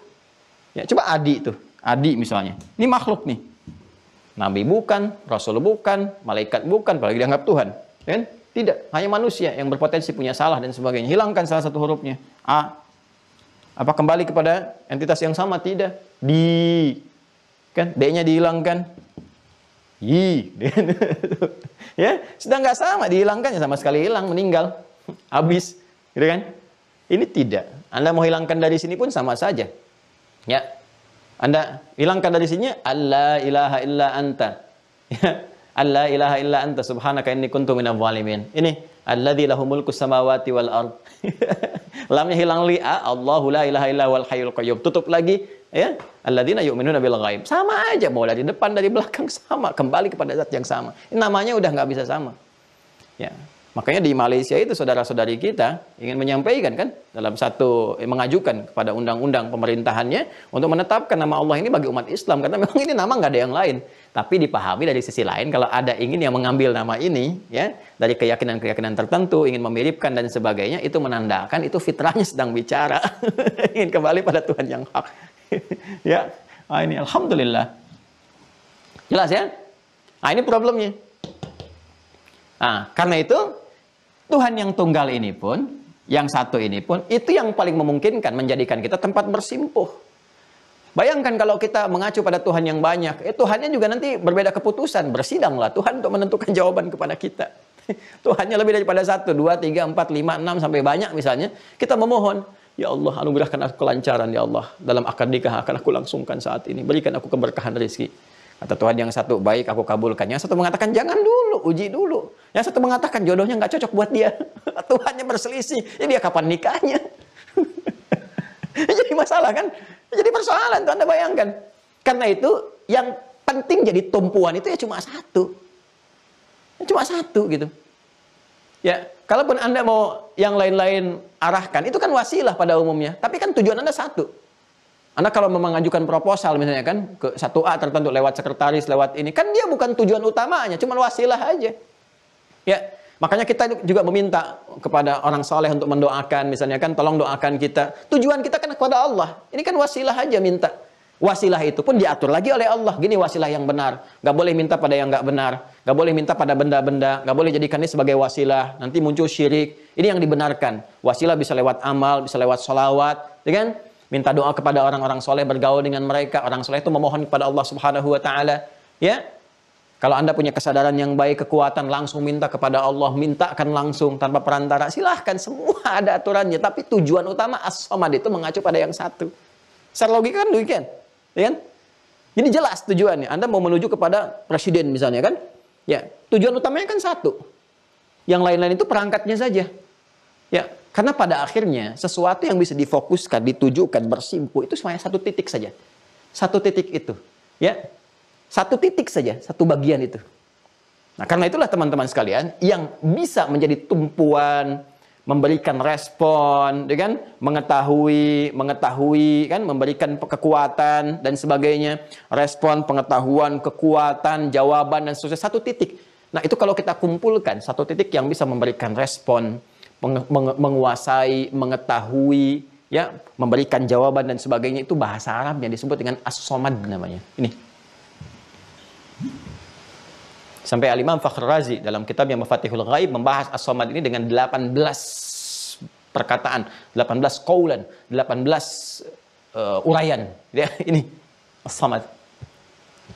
Nah, ini teman-teman sekalian. Jadi kata As-Samad ini bukan sekedar tempat bersimpuh, tapi ada turunan maknanya. Saya punya kitab ini At-Tahrir wa Tanwir, masih ada dengan saya di meja. Nah, karangan Syekh Al-Tahir Ibn Ashur, ini mufassir kontemporer yang ilmunya luar biasa nih. Ya, ilmunya luar biasa. Ini kitabnya. Jilid yang ke-30. Ada 30 jilid, 30 jilid. Halaman 540. Ya, dalam menjelaskan kata As-Samad ini. Nah, ini ya. Yuk kita lihat. Waqad kathara, paling bawah ya, 540 ini paling bawah. Sini ya. Bismillah. Waqad katharat ibaratul mufassirin min as-salafi fi ma'na as-samad, dan telah banyak sekali ungkapan-ungkapan dari para ahli tafsir di kalangan salaf ya yang terdahulu fi ma'na as-samad, dengan dalam hal makna as-samad. Wa kulluha mundarijatun tahta hadzal ma'na al-jami', dan semua uraian-uraian ini berada dalam satu lingkup makna yang mencakup secara luas. Waqad anhaha Fakhruddin ila 18 qaulan, dan ya, Imam Fakhruddin Az-Razi dalam kitabnya Mafatihul Ghaib telah menghimpun semua itu, ada 18 makna yang disampaikan para mufassir dan mencakup makna yang tadi telah kita uraikan. Wa yashmulu hadzal ismu sifatillahil ma'nawiyyah al-idhafiyah wa hiya kaunu ta'ala hayyan 'aliman muridan qadiran mutakalliman sami'an basira. Dan kata As-Samad ini, ya, kata As-Samad ini mencakup semua makna yang disandarkan kepada makna As-Samad ini, mewakili banyak makna. Di antaranya apa? Hayyan yang merespon, aliman mengetahui, muridan yang berkehendak, qadiran yang punya kekuatan, kemampuan, mutakalliman yang menyampaikan, itu kan, sami'an maha mendengar, basiran maha melihat. Ya, li'annahu law intafa anhu ahadu hadhihi sifat lam yakun masmu ilaih. Kenapa? Karena kalau hilang salah satu dari sifat-sifat ini, maka hilang esensi sifat ketersandarannya. As-Samad itu kan jadi tujuan untuk bersimpuh, memohon, meminta. Ya, yang diminta nggak dengar, bagaimana bisa mengabulkan? Ya, makanya nanti ditolak, walam yakul lahu kufuwan ahad. Ditolak yang dipertuhankan. Ya, manusia aja nggak bisa jadi Tuhan. Masa benda yang dibikin manusia jadi Tuhan? Ya, makanya Nabi Ibrahim mengajarkan kepada kita kan, waktu beliau berinteraksi dengan umatnya itu, ya, sampai kemudian di kapak yang paling besarnya, dan kaumnya protes pada saat itu. Ya, kenapa engkau menghancurkan Tuhan kami? Ya, tanya pada ini yang paling besar. Dia kan nggak bisa gerak. Ya, kalau nggak bisa gerak, kenapa engkau pertuhankan? Kamu manusia yang bikin patung-patung ini, manusianya lebih kuat daripada patungnya. Kok bisa patungnya dipertuhankan? Itu logikanya gitu ya. Ini kita sedang diskusi ya, diskusi ya. Jadi kita mendiskusikan pemikiran. Ini argumentasi dari Al-Quran tuh begini. Anda yang bikin, Anda lebih kuat daripada yang dibikin. Kok bisa yang lebih kuat menuhankan yang lemah bikinannya? Ini kan disoal. Nah, itu nanti ada di Quran surah ke-22 Al-Hajj. Ya, tolong ya, ayat 73. Teman-teman tuliskan tuh. Quran surah 22 ayat 73. Ya ayyuhan nasu duriba mathalu fastami'u lah. Hai semua manusia, diberikan kepada kamu ya satu contoh permisalan. Ya. Maka coba simak deh. Innalladzina tad'una min dunillahi ya la yakhluquna dzubaba. Sungguh yang kalian sembah itu, yang kalian minta, ya kalian minta, yang kalian bersimpuh kepadanya itu selain Allah itu, ya itu nggak mampu menciptakan lalat saja yang kecil, atau bahkan jangankan mencipta lalat hinggap pada dirinya itu nggak bisa menepisnya. Ya bahasa Rusia itu menggebah ya, menggebahnya itu. Jadi menepis saja nggak mampu. Jadi dia nggak punya sifat gerak. Hayyun nggak punya sifatnya. Ya, Sami'a nggak mendengar Anda. Coba dengar, suruh respon, nggak dengar. Melihat juga tidak, karena Anda yang membuatnya. Kok bisa Anda pertuhankan itu? Jadi Allah itu mengkhitab, ya, menguji logika berpikir kita. Itu Anda yang bikin, Anda yang lebih kuat, Anda yang dengar, dia nggak dengar. Anda yang lihat, dia nggak lihat. Anda bergerak, dia nggak gerak. Kok bisa Anda yang lebih kuat dari dia menuhankan dia? Jelas ya? Jadi as-samad itu, jadi tumpuan. Tuhan itu kan harus jadi pusat tumpuan kan? Ya, selain punya sifat ahad, dia harus punya sifat somad sebagai Tuhan untuk mengabulkan, ya, untuk bisa memberikan respon dan sebagainya. Nah, sifat Tuhan itu bisa menjadi as-samad satu kalau ahad. Kalau banyak susah, seperti tadi saya sampaikan. Yang kedua harus punya sifat merespon, ya, merespon semua apa yang dimintakan saat bersimpuh. Ya, makanya as-samad bermakna masmud ilaihi, sesuatu yang menjadi sandaran dalam permohonan, dalam pengaduan dan sebagainya. Ini nggak mungkin menjadi tumpuan. Pertama kalau tidak esa, tunggal. Yang kedua nggak mungkin punya sifat itu kalau tidak punya sifat-sifat turunan yang dicakupnya. Yaitu tadi, misalnya hayyun, muridun, qadirun, alimun, basirun. Ya, merespon, bergerak, memahami, mengetahui, memiliki kekuasaan, kekuatan, dan mampu memberikan respon-respon sesuai dengan permintaan yang dibutuhkan. Itu as-samad. Dan siapa yang punya itu semua? Kata Allah, hanya Allah. Makanya kalimatnya tidak menggunakan huwa. Allah lagi. Untuk menegaskan.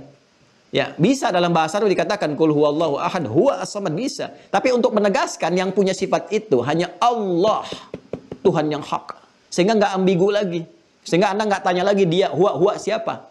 Ya, makanya as-samad di sini khabar tsani. Ya, khabar tsani di Arab itu khabar. Ada mubtada, ada khabar. Ya, khabar itu menjelaskan. Siapa yang dijelaskan? Ini Allah lagi. Kata Allah, Allahus samad. Yang punya sifat as-samad itu supaya tidak ambigu, hanya Allah saja. Allah lagi. Kembali kepada Allah. Jelas ya? Jadi yang bisa menjadi Tuhan harus menjadi tempat bersimpuh. Ya, untuk menguji. Pertama harus ahad, yang kedua korelasi ahad dengan yang kedua, yang harus jadi Tuhan itu bisa menjadi tempat bersimpuh, tempat bermohon, tempat mengadu dan sebagainya. Dia harus punya sifat as-samad. Sedangkan untuk punya sifat as-samad itu, pertama dia nggak boleh melebihi sifat tunggal, sifat ahad. Harus ahad.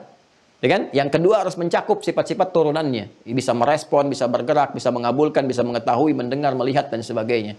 Jadi ini untuk menolak klaim-klaim yang dipertuhankan, yang nggak bisa melihat, nggak bisa mendengar, nggak bisa merespon. Bagaimana jadi Tuhan? Sementara manusia yang menciptakannya, manusia aja nggak bisa mengklaim dirinya sebagai Tuhan. Ini yang diciptakan manusia malah dipertuhankan, kan aneh itu. Ya, jelas ya? Awas, hati-hati nih, hati-hati. Ini dasar dulu nih. Nanti kalau sudah dasar, kita uji dengan pertanyaan-pertanyaan yang pakai logika. Ini yang sekarang casingnya banyak-banyakin. Ini semua istilah-istilah kembali kepada nanti esensi yang satu. Ya, pada akhirnya pendangkalan akidah nanti kita akan lihat atau pelemahan di situ ya. Jelas ya? Nah, kalau ini sudah jelas, maka muncul lagi lam yalid wa lam yulad. Tidak boleh beranak, tidak boleh diperanakkan, tidak boleh berketurunan, tidak boleh hasil dari keturunan. Karena kalau ke situ ya manusia nanti. Kalau yalid wa yulad, melahirkan dilahirkan, ada Tuhan, hasil produk kelahiran. Kan? Berarti semua yang dilahirkan berpotensi jadi Tuhan karena ada sifat yang di situ melekat. Sifat apa yang melekat pada makhluk? Sedangkan yang pertama kita konsisten. Sifat Tuhan nggak boleh sama dengan makhluk. Kan kita sepakat di awal, laisa kamitslihi syai'. Sepakati dulu, nggak ada yang boleh serupa dengan Tuhan, ya kan? Baik zatnya juga yang terkait dengan sifat-sifatnya harus 100% different. Semua harus berbeda. Nggak boleh sama. Jadi kalau ada misalnya makhluk melahirkan, maka Tuhan nggak boleh melahirkan. Kalau ada makhluk dilahirkan, maka Tuhan nggak boleh dilahirkan. Maka semua hasil dari kelahiran nggak bisa jadi Tuhan. Karena sifatnya bertentangan dengan sifat ketuhanan. Jelas ya? Sifatnya bertentangan dengan sifat ketuhanan. Kemudian berargumen misalnya begini. Bagaimana Ustadz kalau yang dilahirkan ini spesial? Ya, spesial. Nggak sama dengan manusia lain. Misal, dia memiliki sifat-sifat terlihat dalam tanda petik ya, terlihat seperti sifat ketuhanan, bisa menghidupkan. Loh kok kan yang bisa menghidupkan cuma Tuhan. Nah, sekarang kita lihat dulu cara berpikirnya. Yang pertama, ketika menghidupkan itu, ya dalam tanda petik yang Anda katakan itu, yang pertama, baik. Apa yang dia katakan? Apakah dia mengembalikan kehidupan itu kepada Tuhan yang hak? Kan? Atau dia mengatakan dengan kalimat sendirinya? Yang kedua, ciri itu ditunjukkan apakah bagian dari kekuatan yang menunjukkan sifat ketuhanan, ataukah ingin menunjukkan sifat lain yang menghubungkan dia dengan Tuhan. Dalam bahasa yang singkat menegaskan dia Rasul yang diutus oleh Tuhan, yang diberikan satu kuasa karena kehendak Tuhan. Kuasa karena kehendak Tuhan itu bisa kita menggunakan huruf ba dengan 14 fungsi. Kata Ibnu Hisham Al-Ansari dalam kitabnya Mughnil Labib an Kutubil A'arib, huruf ba itu punya 14 makna. Kalau kita ingin tunjukkan ini bagian dari kuasa Tuhan yang memberikan kekuatan untuk menunjukkan dia pembawa risalah, dalam bahasa singkat disebut dengan Rasul, maka kita katakan semua yang terjadi karena Allah yang berkehendak, namanya biiznillah. Biiznillah. Nih biiznillah, bangun biiznillah. Ini biiznillah. Karena semua Rasul itu diberikan satu kekuatan, menunjukkan kerasulannya dan melemahkan semua kekuatan yang ada untuk bisa meyakini ina Rasul. Sehingga dengan kekuatan dan keyakinan itu dibawa mendekat kepada Tuhan yang hak. Sesuatu yang melemahkan, kekuatan melemahkan yang lain disebut i'jaz namanya. Bila dilekatkan pada sosok seseorang disebut mu'jizat. Karena itu Rasul punya mu'jizat. Manusia biasa punya karamah. Para wali manusia biasa punya karamah. Rasul punya mu'jizat. Mu'jizat itu harus ditampakkan. Karamah ditutupi. Nanti karamah itu kelihatan kalau sudah meninggal. Kelihatan. Kalau masih hidup tuh cuma tanda-tanda kecil. Kalau sudah meninggal baru kelihatan. Makanya kalau ada manusia buka praktek misalnya tentang karomah, itu dipertanyakan, nggak usah datang di situ tuh. Karena manusia karomahnya muncul kelihatan setelah meninggal. Kalau masih hidup buka praktek dipertanyakan. Karena sifat karomah nggak boleh ditampakkan. Mukjizat harus tampak untuk membuktikan kerasulan. Ya, jadi antara mukjizat itu apa? Adalah kekuatan-kekuatan yang disesuaikan ya dengan kadar umatnya.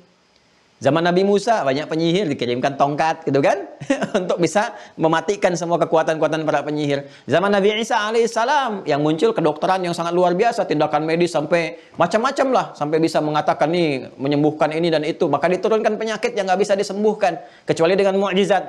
Apa diantaranya? Diantaranya dengan turun penyakit kulit misalnya, penyakit macam-macam yang hanya diusap oleh Nabi Isa alaihissalam. Mengusap sesuatu itu disebut dengan masaha. Ya, bila dilekatkan pada usapan dan sentuhan itu disebut Masih. Makanya disebut Isa al-Masih. Yang ketika mengusap, mengurap, ya, bisa menyembuhkan penyakit. Ya. Tapi ketika mengurap sembuhnya kenapa? Biiznillah. Wa ubri'ul akmaha wal abrasa biiznillah. Di surah Ali Imran. Ya. Saya itu menyembuhkan penyakit kolera dan sebagainya, penyakit kulit dan sebagainya. Itu diusap, diurap itu karena izin Allah. Kalau nggak ada izin Allah nggak bisa muncul seperti itu. Biiznillah. Ya. Mukjizatnya disesuaikan ketika umatnya nggak yakin ya, dan menuduh Maryam alaihissalam dengan perempuan yang datang dari keluarga terhormat tapi bisa punya anak, bisa mengandung, bisa melahirkan sementara nggak pernah disentuh laki-laki manapun, ya kan? Kok bisa punya anak, punya keturunan? Maka mukjizat pertama dilekatkan pada Nabi Isa untuk membebaskan tuduhan ibunya. Ya, bisa bicara. Nabi Isa itu kan lahirnya ya mukjizat. Ya, dalam awal kelahiran mukjizat, diberikan mukjizat melekat pada tangan biiznillah. Ya. Kemudian mereka juga menantang lagi. Wah, kalau penyakit bisa disembuhkan, coba yang mati bisa dihidupkan nggak? Kalau memang kamu benar-benar Rasul.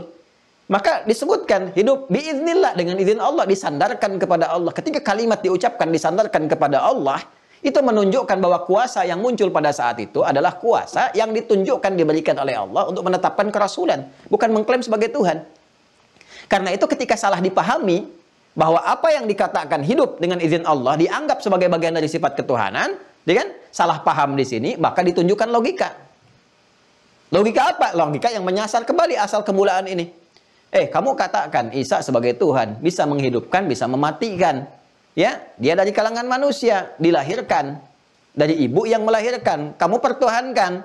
Maka apa yang kamu klaim sebagai ketuhanannya itu? Yang pertama, ya kata orang-orang yang menuhankan ini, ya di kalangan-kalangan dulu kan itu ada dialog, turun ayat merespon. Yang pertama katanya dia lahir tanpa bapak, itu kan? Ibunya nggak pernah disentuh oleh siapapun, bisa mengandung, bisa melahirkan. Manusia biasa tidak, yang normal nggak bisa. Maka turun kemudian pernyataan Allah, Inna mathala Isa kamathali Adam, khalaqahu min turabin, thumma qala lahu kun fayakun.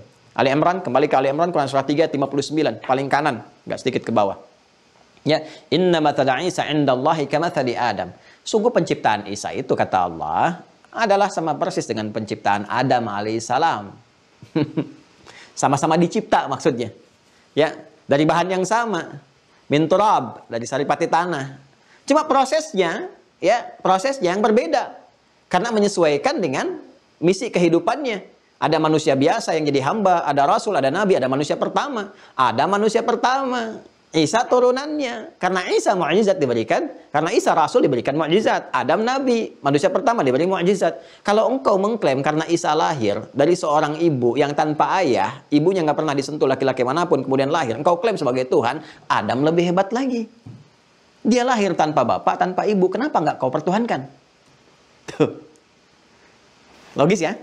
Ini argumentasi pertama. Kalau yang engkau soalnya fase kelahirannya tidak sama dengan manusia biasa, karena itu engkau pertuhankan, ya, lahir tanpa bapak, ada ibu. Adam tanpa bapak, tanpa ibu. Kalau Isa engkau pertuhankan, kenapa engkau tidak pertuhankan Adam yang lebih hebat kelahirannya dibandingkan Isa? Maka Allah tegaskan, ini kelahiran Isa ini bagian dari mukjizat, seperti Allah ciptakan Adam bagian dari mukjizat. Inna mathala Isa indallahi kamathali Adam. Sungguh penciptaan Isa itu di sisi Allah itu seperti penciptaan Adam, sama-sama mengandung mukjizat. Adam nabi, manusia pertama, diciptakan dengan mukjizat tanpa ayah, tanpa ibu. Isa nabi rasul, diciptakan oleh Allah untuk memberikan satu penguatan, menyesuaikan lingkungan yang ada, dicipta dengan adanya ibu melahirkan tanpa adanya ayah yang menyentuh sedikit pun. Sama-sama mukjizat. Jadi kalau kamu pertuhankan Isa, kenapa engkau nggak pertuhankan Adam? Adam kan nggak bisa menghidupkan orang mati. Isa bisa. Loh, Ibrahim lebih dahsyat, kata Allah. Dijawab lagi logika ini dengan Quran surah kedua Al-Baqarah ayat 260. Paling kiri sebelah atas. Quran surah 2 ayat 260. Ya, wa idz qala Ibrahim rabbi arini kaifa tuhyil mauta qala awalam tu'min qala bala walakin liyatma'inna qalbi qala fakhudh arba'atan min at-tayri fasurhunna thumma duhunna yatinaka sa'ya. Ya. Ya. Perhatikan kalimatnya.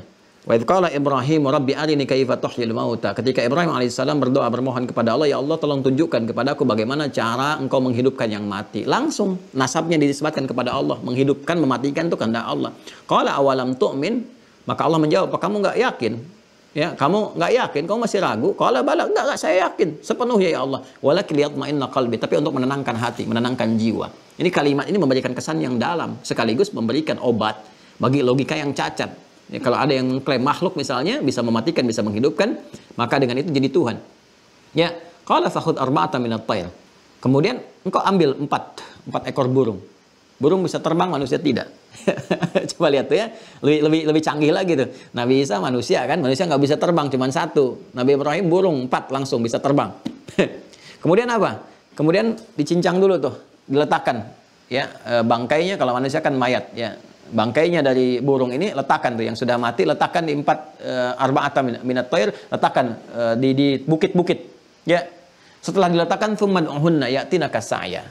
Panggil itu dengan izin Allah. Panggilan kalimat yang sama dengan Nabi Isa memanggil. Ya. Hidup biiznillah. Ya, biiznillah. Qum biiznillah. Bangkit biiznillah dengan izin Allah Subhanahu wa taala. Itu kalimat dahsyatnya yang terakhir biiznillah. Dengan izin Allah. Ya, maka menyatu kembali terbang, datang. Empat-empatnya datang. Push. Maka pertanyaan logikanya adalah, kalau Nabi Isa dengan memanggil karena Allah dipertuhankan, kenapa Nabi Ibrahim yang lebih canggih menghidupkannya dengan izin Allah nggak dipertuhankan? Nah, ini logika kita yang dikhitab, logika kita yang diajak untuk berpikir. Afala tatadzakkarun? Ya, apakah tidak ingat dengan semua itu? Nah, jadi ini teman-teman sekalian dijawab. Al-Quran itu bukan hanya menjelaskan dan menegaskan ketuhanan Allah, tapi juga mendialogkan. Ya, dengan logika yang benar, bagaimana ketuhanan Allah itu dapat dibenarkan dan menepikan sifat-sifat yang dipertuhankan. Jadi kalau ada yang menuhankan lam yalid walam yulad, ya kan? Ya. Kalau ada yang mempertuhankan yalid wa yulad, yang dilahirkan, ya, melahirkan dan dilahirkan, maka kata Allah ini nggak akan sama. Ya, nggak akan sesuai dengan sifat-sifat ketuhanan. Maka sifat ketuhanan itu harus ada lam yalid, tidak pernah melahirkan, walam yulad, dan tidak pernah dilahirkan. Kalau ada Tuhan dilahirkan dan melahirkan atau hasil produk dari kelahiran, maka akan punya problem dalam ketuhanannya. Akan banyak ditanya dan akan jadi rumit nanti. Jadi membingungkan teologinya. Secara ketuhanan ilahiyat, teologi akan membingungkan. Ini kalau Tuhannya produk kelahiran, maka yang melahirkan itu layak nggak disebut ibunya Tuhan? Tuh kan? Ini belum tanya bapaknya. Ya kan? Kalau nggak ada bapak, berarti itu ibu Tuhan dong. Berarti Tuhan punya ibu. Ya kan? Nanti akan lebih rumit lagi, akan panjang nanti ceritanya nih. Sejak lahir kenal nggak dirinya Tuhan? Lebih rumit lagi kalau kemudian dia beranjak dewasa, dia masih mengenal dirinya sebagai Tuhan, belajar sebagai Tuhan. Jadi pertanyaan, kok bisa belajar sebagai Tuhan? Ya kan? Bagaimana status ibu ketika melahirkan itu? Kenal nggak bahwa anaknya Tuhan? Dan itu jadi rumit berpikir, jadi bingung kitanya.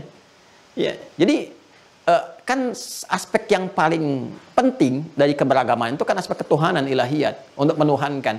Jadi kalau dalam aspek menuhankan aja kita bingung, bagaimana kita bisa menyembahnya? Ya, dan kalau dalam aspek itu juga bingung, bagaimana kita bisa membawa pesan-pesannya untuk berinteraksi dalam kehidupan? Ini jadi persoalan. Karena itu yang paling pokok ini nggak boleh membingungkan, nggak boleh rumit tuh, harus terang, harus jelas, ya, dan tidak membawa unsur-unsur di luar ketuhanan. Apalagi misalnya yakullahu kufuwan ahad, nggak ada lamnya, ini berbahaya. Ya, punya syarikat menunjukkan Tuhan lemah. Ya, politeisme ini. Walam yakul lahu kufuwan ahad. Ini dialog ya. Dialog ini argumentatif loh ya. Dialog secara ilmiah mendialogkan dan sifatnya tidak memaksa, hanya menjelaskan saja. Ya, kalau keberatan dijawab dengan pengetahuan. Kan ini sedang berdialog. Ya, dengan argumentatif. Ya, jangan dijawab dengan laporan, tiba-tiba dilaporkan. Saya kan nggak menyoal apapun. Saya nggak menyoal keyakinan manapun, tidak menyoal agama manapun. Kita mendialogkan dengan konsep ketuhanan. Ya, dan tujuan kita, karena kita kan ini sedang berdialog untuk menguatkan keimanan kita. Kenapa kamu milih Allah? Anda bisa menjelaskan. Kenapa kamu nggak milih yang lain? Anda bisa jelaskan. Kenapa Tuhan kamu nggak dilahirkan? Anda bisa jelaskan. Tujuan kita semuanya untuk menetapkan keyakinan dan kemantapan pada diri kita untuk menuhankan Allah Subhanahu Wa Taala. Jelas? Ya. Nah, ini argumentatif sifatnya. Jadi rasional, dibangun dengan pendekatan logika yang sangat kuat, dengan kemantapan yang sangat kokoh untuk menuhankan Allah Subhanahu Wa Taala. Nah, kalau kita sudah paham ini semua dan kita sudah yakin ya tentang semua ini, logika kita bisa mencerna. Kan kita itu disusun dengan apa? Yang masih ingat nggak? Jasmani, fisik, gitu kan? Ya, rohani, kemudian aklani, akal, pikiran. Nah, akal ini kan nanti produk ilmu. Ya, produsen pengetahuan yang disupport lewat roh dari sumber-sumber informasi. Kan teorinya begini, data, ya kan, diolah jadi informasi, informasi diolah jadi pengetahuan, knowledge. Untuk menerima data ini ada sumber pengetahuan. Apa itu? Misalnya pandangan, pandangan di penglihatan, ya nanti agen fisiknya mata, pendengaran, agen fisiknya telinga, ya kan? Kemudian nalar, logika. Tuh. Ini semua saat masuk teman-teman sekalian, masuk ke hati, ditangkap, direspon, disampaikan ke akal. Akal ini mencerna. Pendukung akal ini diantaranya logika, rasionalitas. Di atas ini ada hikmah. Hikmah ini masuknya lewat kolbu, lewat nurani. Jadi kalau nggak bisa ditangkap oleh logika, ambil lewat hikmah. Untuk mendapatkan hikmah harus pakai iman. Karena ketika kita iman, hikmah baru datang. Karena nggak semua bisa ditangkap oleh logika. Sepanjang ini bagian dari unsur kemanusiaan, manusia punya sifat terbatas. Ya, makanya ketika terbatas harus diambil oleh sisi yang lain supaya bisa ditangkap. Ya, kan pandangan terbatas. Ini bagian dari sumber pengetahuan. Kan terbatas, semakin jauh semakin nggak kelihatan. Kan pendengaran terbatas, semakin jauh semakin nggak terdengar. Ya, jadi kalau pandangan terbatas, pendengaran terbatas, kenapa logika itu nggak mau ada batasan? Pasti terbatas. Ya, bukan nggak logis, karena kemampuan kita untuk menangkap terbatas, karena kurangnya data yang masuk, sehingga logika nggak ke-support. Ya, karena kurangnya informasi yang masuk, logikanya itu nggak bisa support, nggak bisa nangkap, bukan karena nggak logis. Nah, untuk bisa memberikan masukan, sehingga logika itu bisa menangkap, butuh hikmah. Hikmah itu butuh iman. Wa may yu'tal hikmata faqad utiya khairan katsira. Siapa yang diberikan hikmah, telah mendapatkan anugerah yang sangat besar, karena ini puncak ilmu, yang melahirkan wisdom, kebijakan, dan sebagainya. Ini nanti yang bisa menjelaskan kenapa warisan misalnya 1:2. Ya, kalau kita tangkap pakai logika yang belum sampai dulu, nggak ngerti kita, nggak paham. Akhirnya muncul gerakan emansipasi, ya, Pasti Pak Eman-Eman. jadi bingung tuh kita tuh. Jadi banyak kreativitas pada akhirnya. Padahal tangkap lu dengan hikmah, pakai iman, baru paham, oh ini maksudnya. Oh ini terkait dengan tugas tanggung jawab. Oh ini arahannya ke sini. Oh pantas begini. Jadi mengerti. Paham. Nah ini kembali ke sini. Nah, jadi agama itu kalau kita pahami dengan benar, nggak ada yang bertentangan dengan rasionalitas yang didorong oleh pengetahuan yang benar. Ya, dan pada akhirnya kembali pada hukum Allah, itu yang Ali Imran ayat ke-18. Wa ulul ilmi qa'iman bil qist. Pemilik pengetahuan yang didorong dengan kebenaran. Jadi kalau logika yang benarnya dipakai, turunannya ilmunya dipakai, akan menemukan hakikat. Ma'rifat. Maka tahalli, semua yang nggak penting dihilangkan. Tahalli, berhias dengan sifat-sifat kebaikan. Tajalli, maka nampaklah kebesaran tanda-tanda Allah itu, sehingga kita bisa menuhankan dan beribadah kepadanya dengan benar. Ya, maka muncul istilah 3T itu kan, tahalli, tahalli, tajalli.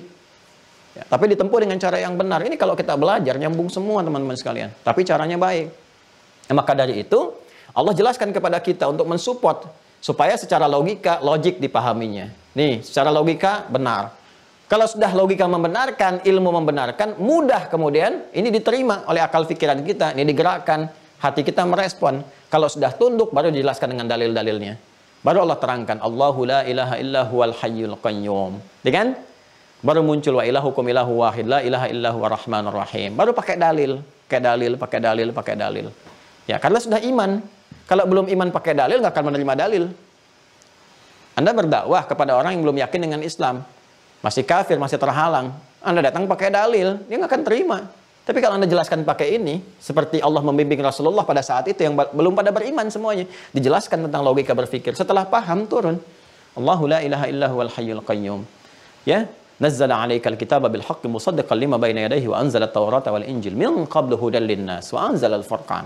Allahu la ilaha illa huwal hayyul qayyum la ta'khudhuhu sinatun wa la nawm, dan seterusnya ayat. Ya, wa ilahukum ilahu wahid la ilaha illa huwar rahmanur rahim, dan seterusnya. Wal awwal wal akhir, kalau ada awal dia yang pertama, yang paling awal, wal akhir dia juga yang terakhir. Jadi nggak punya batas dalam akhirnya, nggak punya pendahuluan dalam awalnya dan sebagainya. Ini mudah diterima kalau hatinya sudah bening, logika sudah menangkap semuanya. Ya kan? Nah, semua ini teman-teman sekalian dirangkum oleh para ulama kita, diterangkan. Anak-anak dari kecil kita dilatih untuk terbiasa meresapi kalimat ini. Cuman setelah dewasanya kita pahami. Makanya bagian dari nostalgia kecil saja. Padahal itu kalimat ulama itu, ulama dulu tuh nggak banyak teori, nggak panjang-panjang nerangin kayak saya tuh ya sekarang. Dikasih aja untuk diapalin, nanti dewasanya dipahami.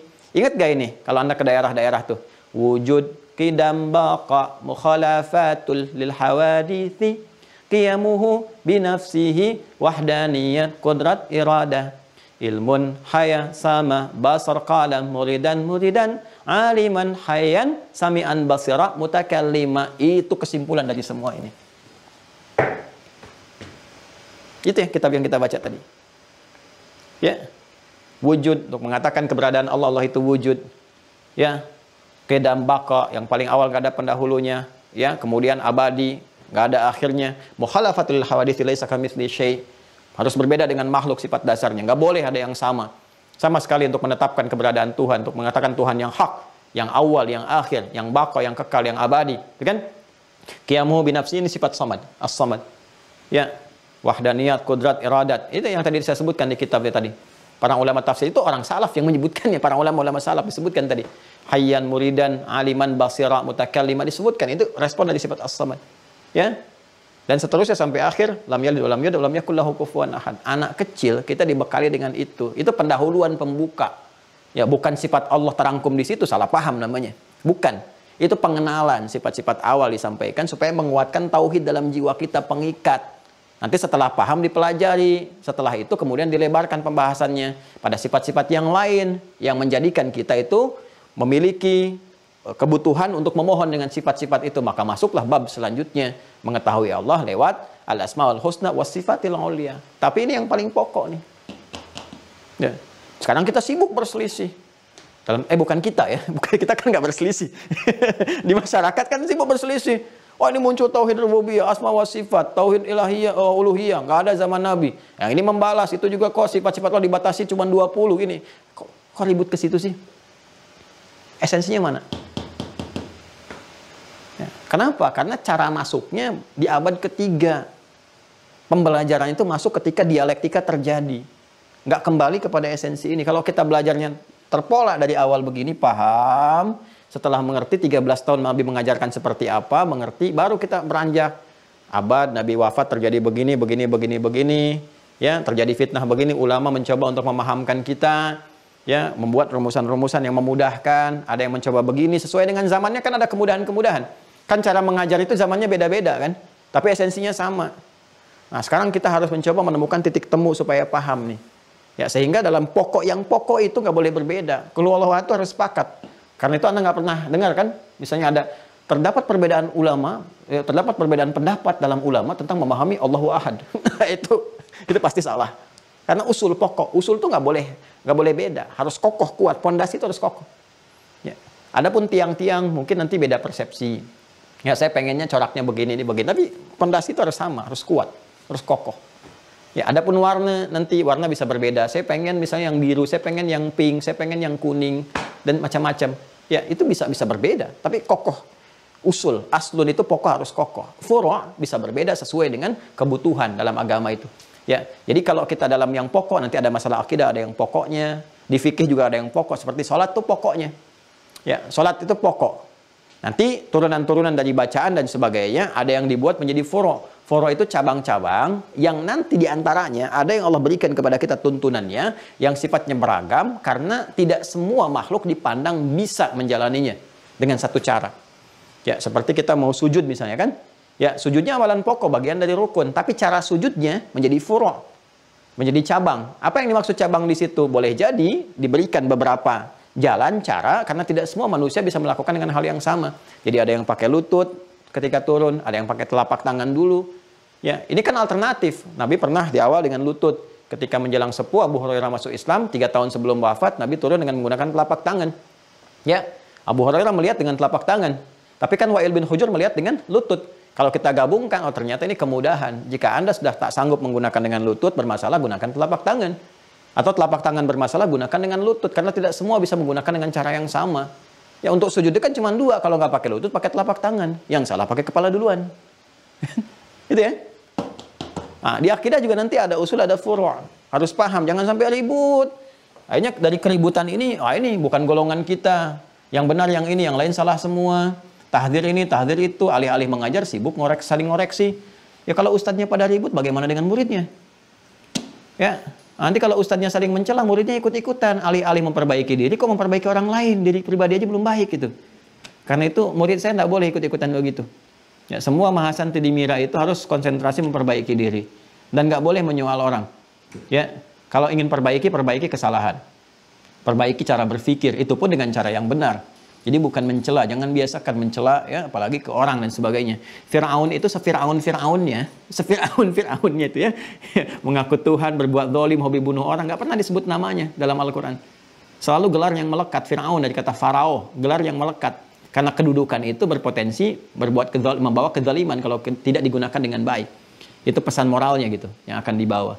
Ya, karena itu penting bagi kita teman-teman sekalian untuk memperbaiki diri dan nggak perlu melebar ke sana kemari. Kita fokus pada penguatan. Ya, ini pun pembahasan yang spesifik untuk menguatkan keyakinan kita dalam menuhankan Allah Subhanahu Wa Taala. Sekarang, alhamdulillah kita kenal al-ma'rifah billah, mengenal Allah Subhanahu Wa Taala. Secara logika kita mengetahui hanya Allah Tuhan yang hak. Ya, kalau di soal Anda bisa jawab, kenapa Anda milih Allah? Anda bisa katakan karena semua sifat ketuhanan sempurna pada Allah Subhanahu Wa Taala, sempurna pada diri Allah Subhanahu Wa Taala. Dari mana taunya? Karena semua sifat-sifat yang melekat pada Allah, sifat ketuhanan, beda dengan makhluk. Ya, Allah yang menegaskan. Pertama, secara logika Tuhan harus beda dengan selain Tuhan. Sepakat nggak? Sepakat. 100%. Sepakat? Sepakat. Baik. Jadi kalau ada sifat-sifat makhluk nggak boleh ada pada Tuhan. Sepakat nggak? Sepakat. Enak tuh kalau begitu. Nah, kalau sepakat berarti harus beda sama sekali ya. Ya. Nah, kalau Tuhannya melahirkan, kalau makhluknya melahirkan, Tuhan boleh tidak? Tidak. Nah, kenapa? Karena beda kan? Kalau Tuhannya dilahirkan, kalau makhluknya dilahirkan, Tuhannya dilahirkan tidak? Oh enggak kan harus beda kan? Baik, berarti nggak boleh dilahirkan kan? Nah, sepakat. Kalau Tuhannya itu kuat, makhluknya harus sama nggak kekuatannya? Tidak. Berarti harus lebih lemah kan? Iya. Jadi semua turunkan. Nah itulah. Berarti semua sifat-sifat yang melekat pada Tuhan nggak boleh ada pada makhluk, harus ditinggalkan. Nah, ditinggalkan namanya al-ikhlas. Anda bacakan ayatnya, bacakan suratnya, jelaskan cara berargumentasi secara benar. Di situ Anda katakan, Anda nggak perlu nyolong orang lain. Anda katakan, inilah yang menyebabkan saya meyakini Allah sebagai Tuhan. Karena sifat esanya menjadikan jelas, tidak ambigu, tidak rumit memahami, tidak ada turunan persoalan lain, tidak banyak ditanya tentang bagaimana turunan-turunannya dan sebagainya. Jadi ini bahasan kita. Kalau sudah kenal ini, tinggal kita bertanya, ya Allah, saya sudah yakin Kau Tuhan. Dengan semua penjelasan tadi, tanda-tanda tadi, secara logika benar, secara ilmu benar, secara turunan pemahaman juga benar. Sekarang, saya berinteraksi denganmu bagaimana? Bagaimana cara saya memanggilmu, ya Allah? Bagaimana kalau saya butuh, saya panggil apa? Bagaimana cara saya kemudian menunjukkan ya kebertuhanan saya kepadamu? Bagaimana caranya? Nah, maka kita butuh turunan-turunan lain untuk pembahasan. Nah, bagaimana saya mengenalmu ya Allah lewat kehidupan saya? Tanda-tandamu engkau munculkan seperti apa? Kita butuh penjelasan yang lainnya. Maka dari itu kalau kita kembali kepada awal itu di kitab ini Al-Aqaidah Al-Islamiyah karya Syekh Sabiq ya, Sayyid Sabiq, kita akan temukan di halaman ke-8 itu setelah al-ma'rifah billah, setelah kenal Allahnya, baru kita mengenal asma'ul husna wal ma'rifatu bi asma'il husna wa sifatil ulia. Kita mengenal nama-nama Allah yang disebut al-asmaul husna itu untuk berinteraksi dengannya, dan sifat-sifatnya yang mulia, yang maha agung, maha tinggi, bagaimana kita berinteraksi untuk menunjukkan kehambaan kita kepada Allah Subhanahu wa taala. Setelah itu baru kita mengecek keagungannya yang tampak dalam alam semesta. Bagaimana ketika melihat bintang gemintang langsung ingat kepada Allah. Kan iman tertinggi itu begitu. Ya, iman tertinggi itu inna fi khalqis samawati wal ardi wa ikhtilafil laili wan nahari la ayatin li ulil albab. Alladzina yadhkuruna Allaha qiyaman wa qu'udan wa 'ala junubihim wa yatafakkaruna fi khalqis samawati wal ardi. Rabbana ma khalaqta hadza batila subhanaka faqina adzabannar. Ya. Itu kan setiap bangun tidur kita kan diminta baca itu. Ya, 10 ayat terakhir di Ali Imran itu. 11 ayat kalau dari inna fi khalqis samawati itu kan di hadis Abu Daud nomor hadis 1367, itu kebiasaan Nabi untuk menunjukkan keberadaan iman kita. Jadi begitu kita melihat ke langit ingat Allah. Ahli astronom ya, ahli astronomi kalau cuma ngelihat ke langit, petunjuk bintang gemintang, tanda nyusun waktu, belum ingat Allah, berarti belum sempurna keimanannya. Ya, saya tidak katakan keilmuannya, keimanannya, karena ada ilmu yang disupport oleh iman, ada ilmu yang berdiri sendiri. Gitu. Maka ketika melihat langit, ya Allah, gak mungkin diciptakan tanpa tiang. Siapa yang bisa membuat ini? Subhanaka ma khalaqta hadza batila. Ketika melihat padang pasir, lautan, batu-batu, ada corak, ada warnanya, Allah, gak mungkin ada yang mencipta ini kecuali Engkau ya Allah. Ini semua zikir. Zikir itulah ulul albab, yang tahu esensi. Albab itu jamak dari kata lub. Kalau Anda beli kelapa itu kan ada batok keluarnya, ada serabutnya, ada bagian dalamnya, ada daging, ada bagian tengah-tengahnya itu yang putih, yang halus itu. Itu yang putih halus itu lub, inti dari sesuatu. Di ilmu orang itu ada yang masih batakonya, masih luarnya, ya. Ada yang baru serabutnya, ada yang sampai ke dagingnya. Ya, kalau sampai ke dalamnya itu lub namanya. Jadi kalau baru kulit luar itu melihat langit, ya masih langit.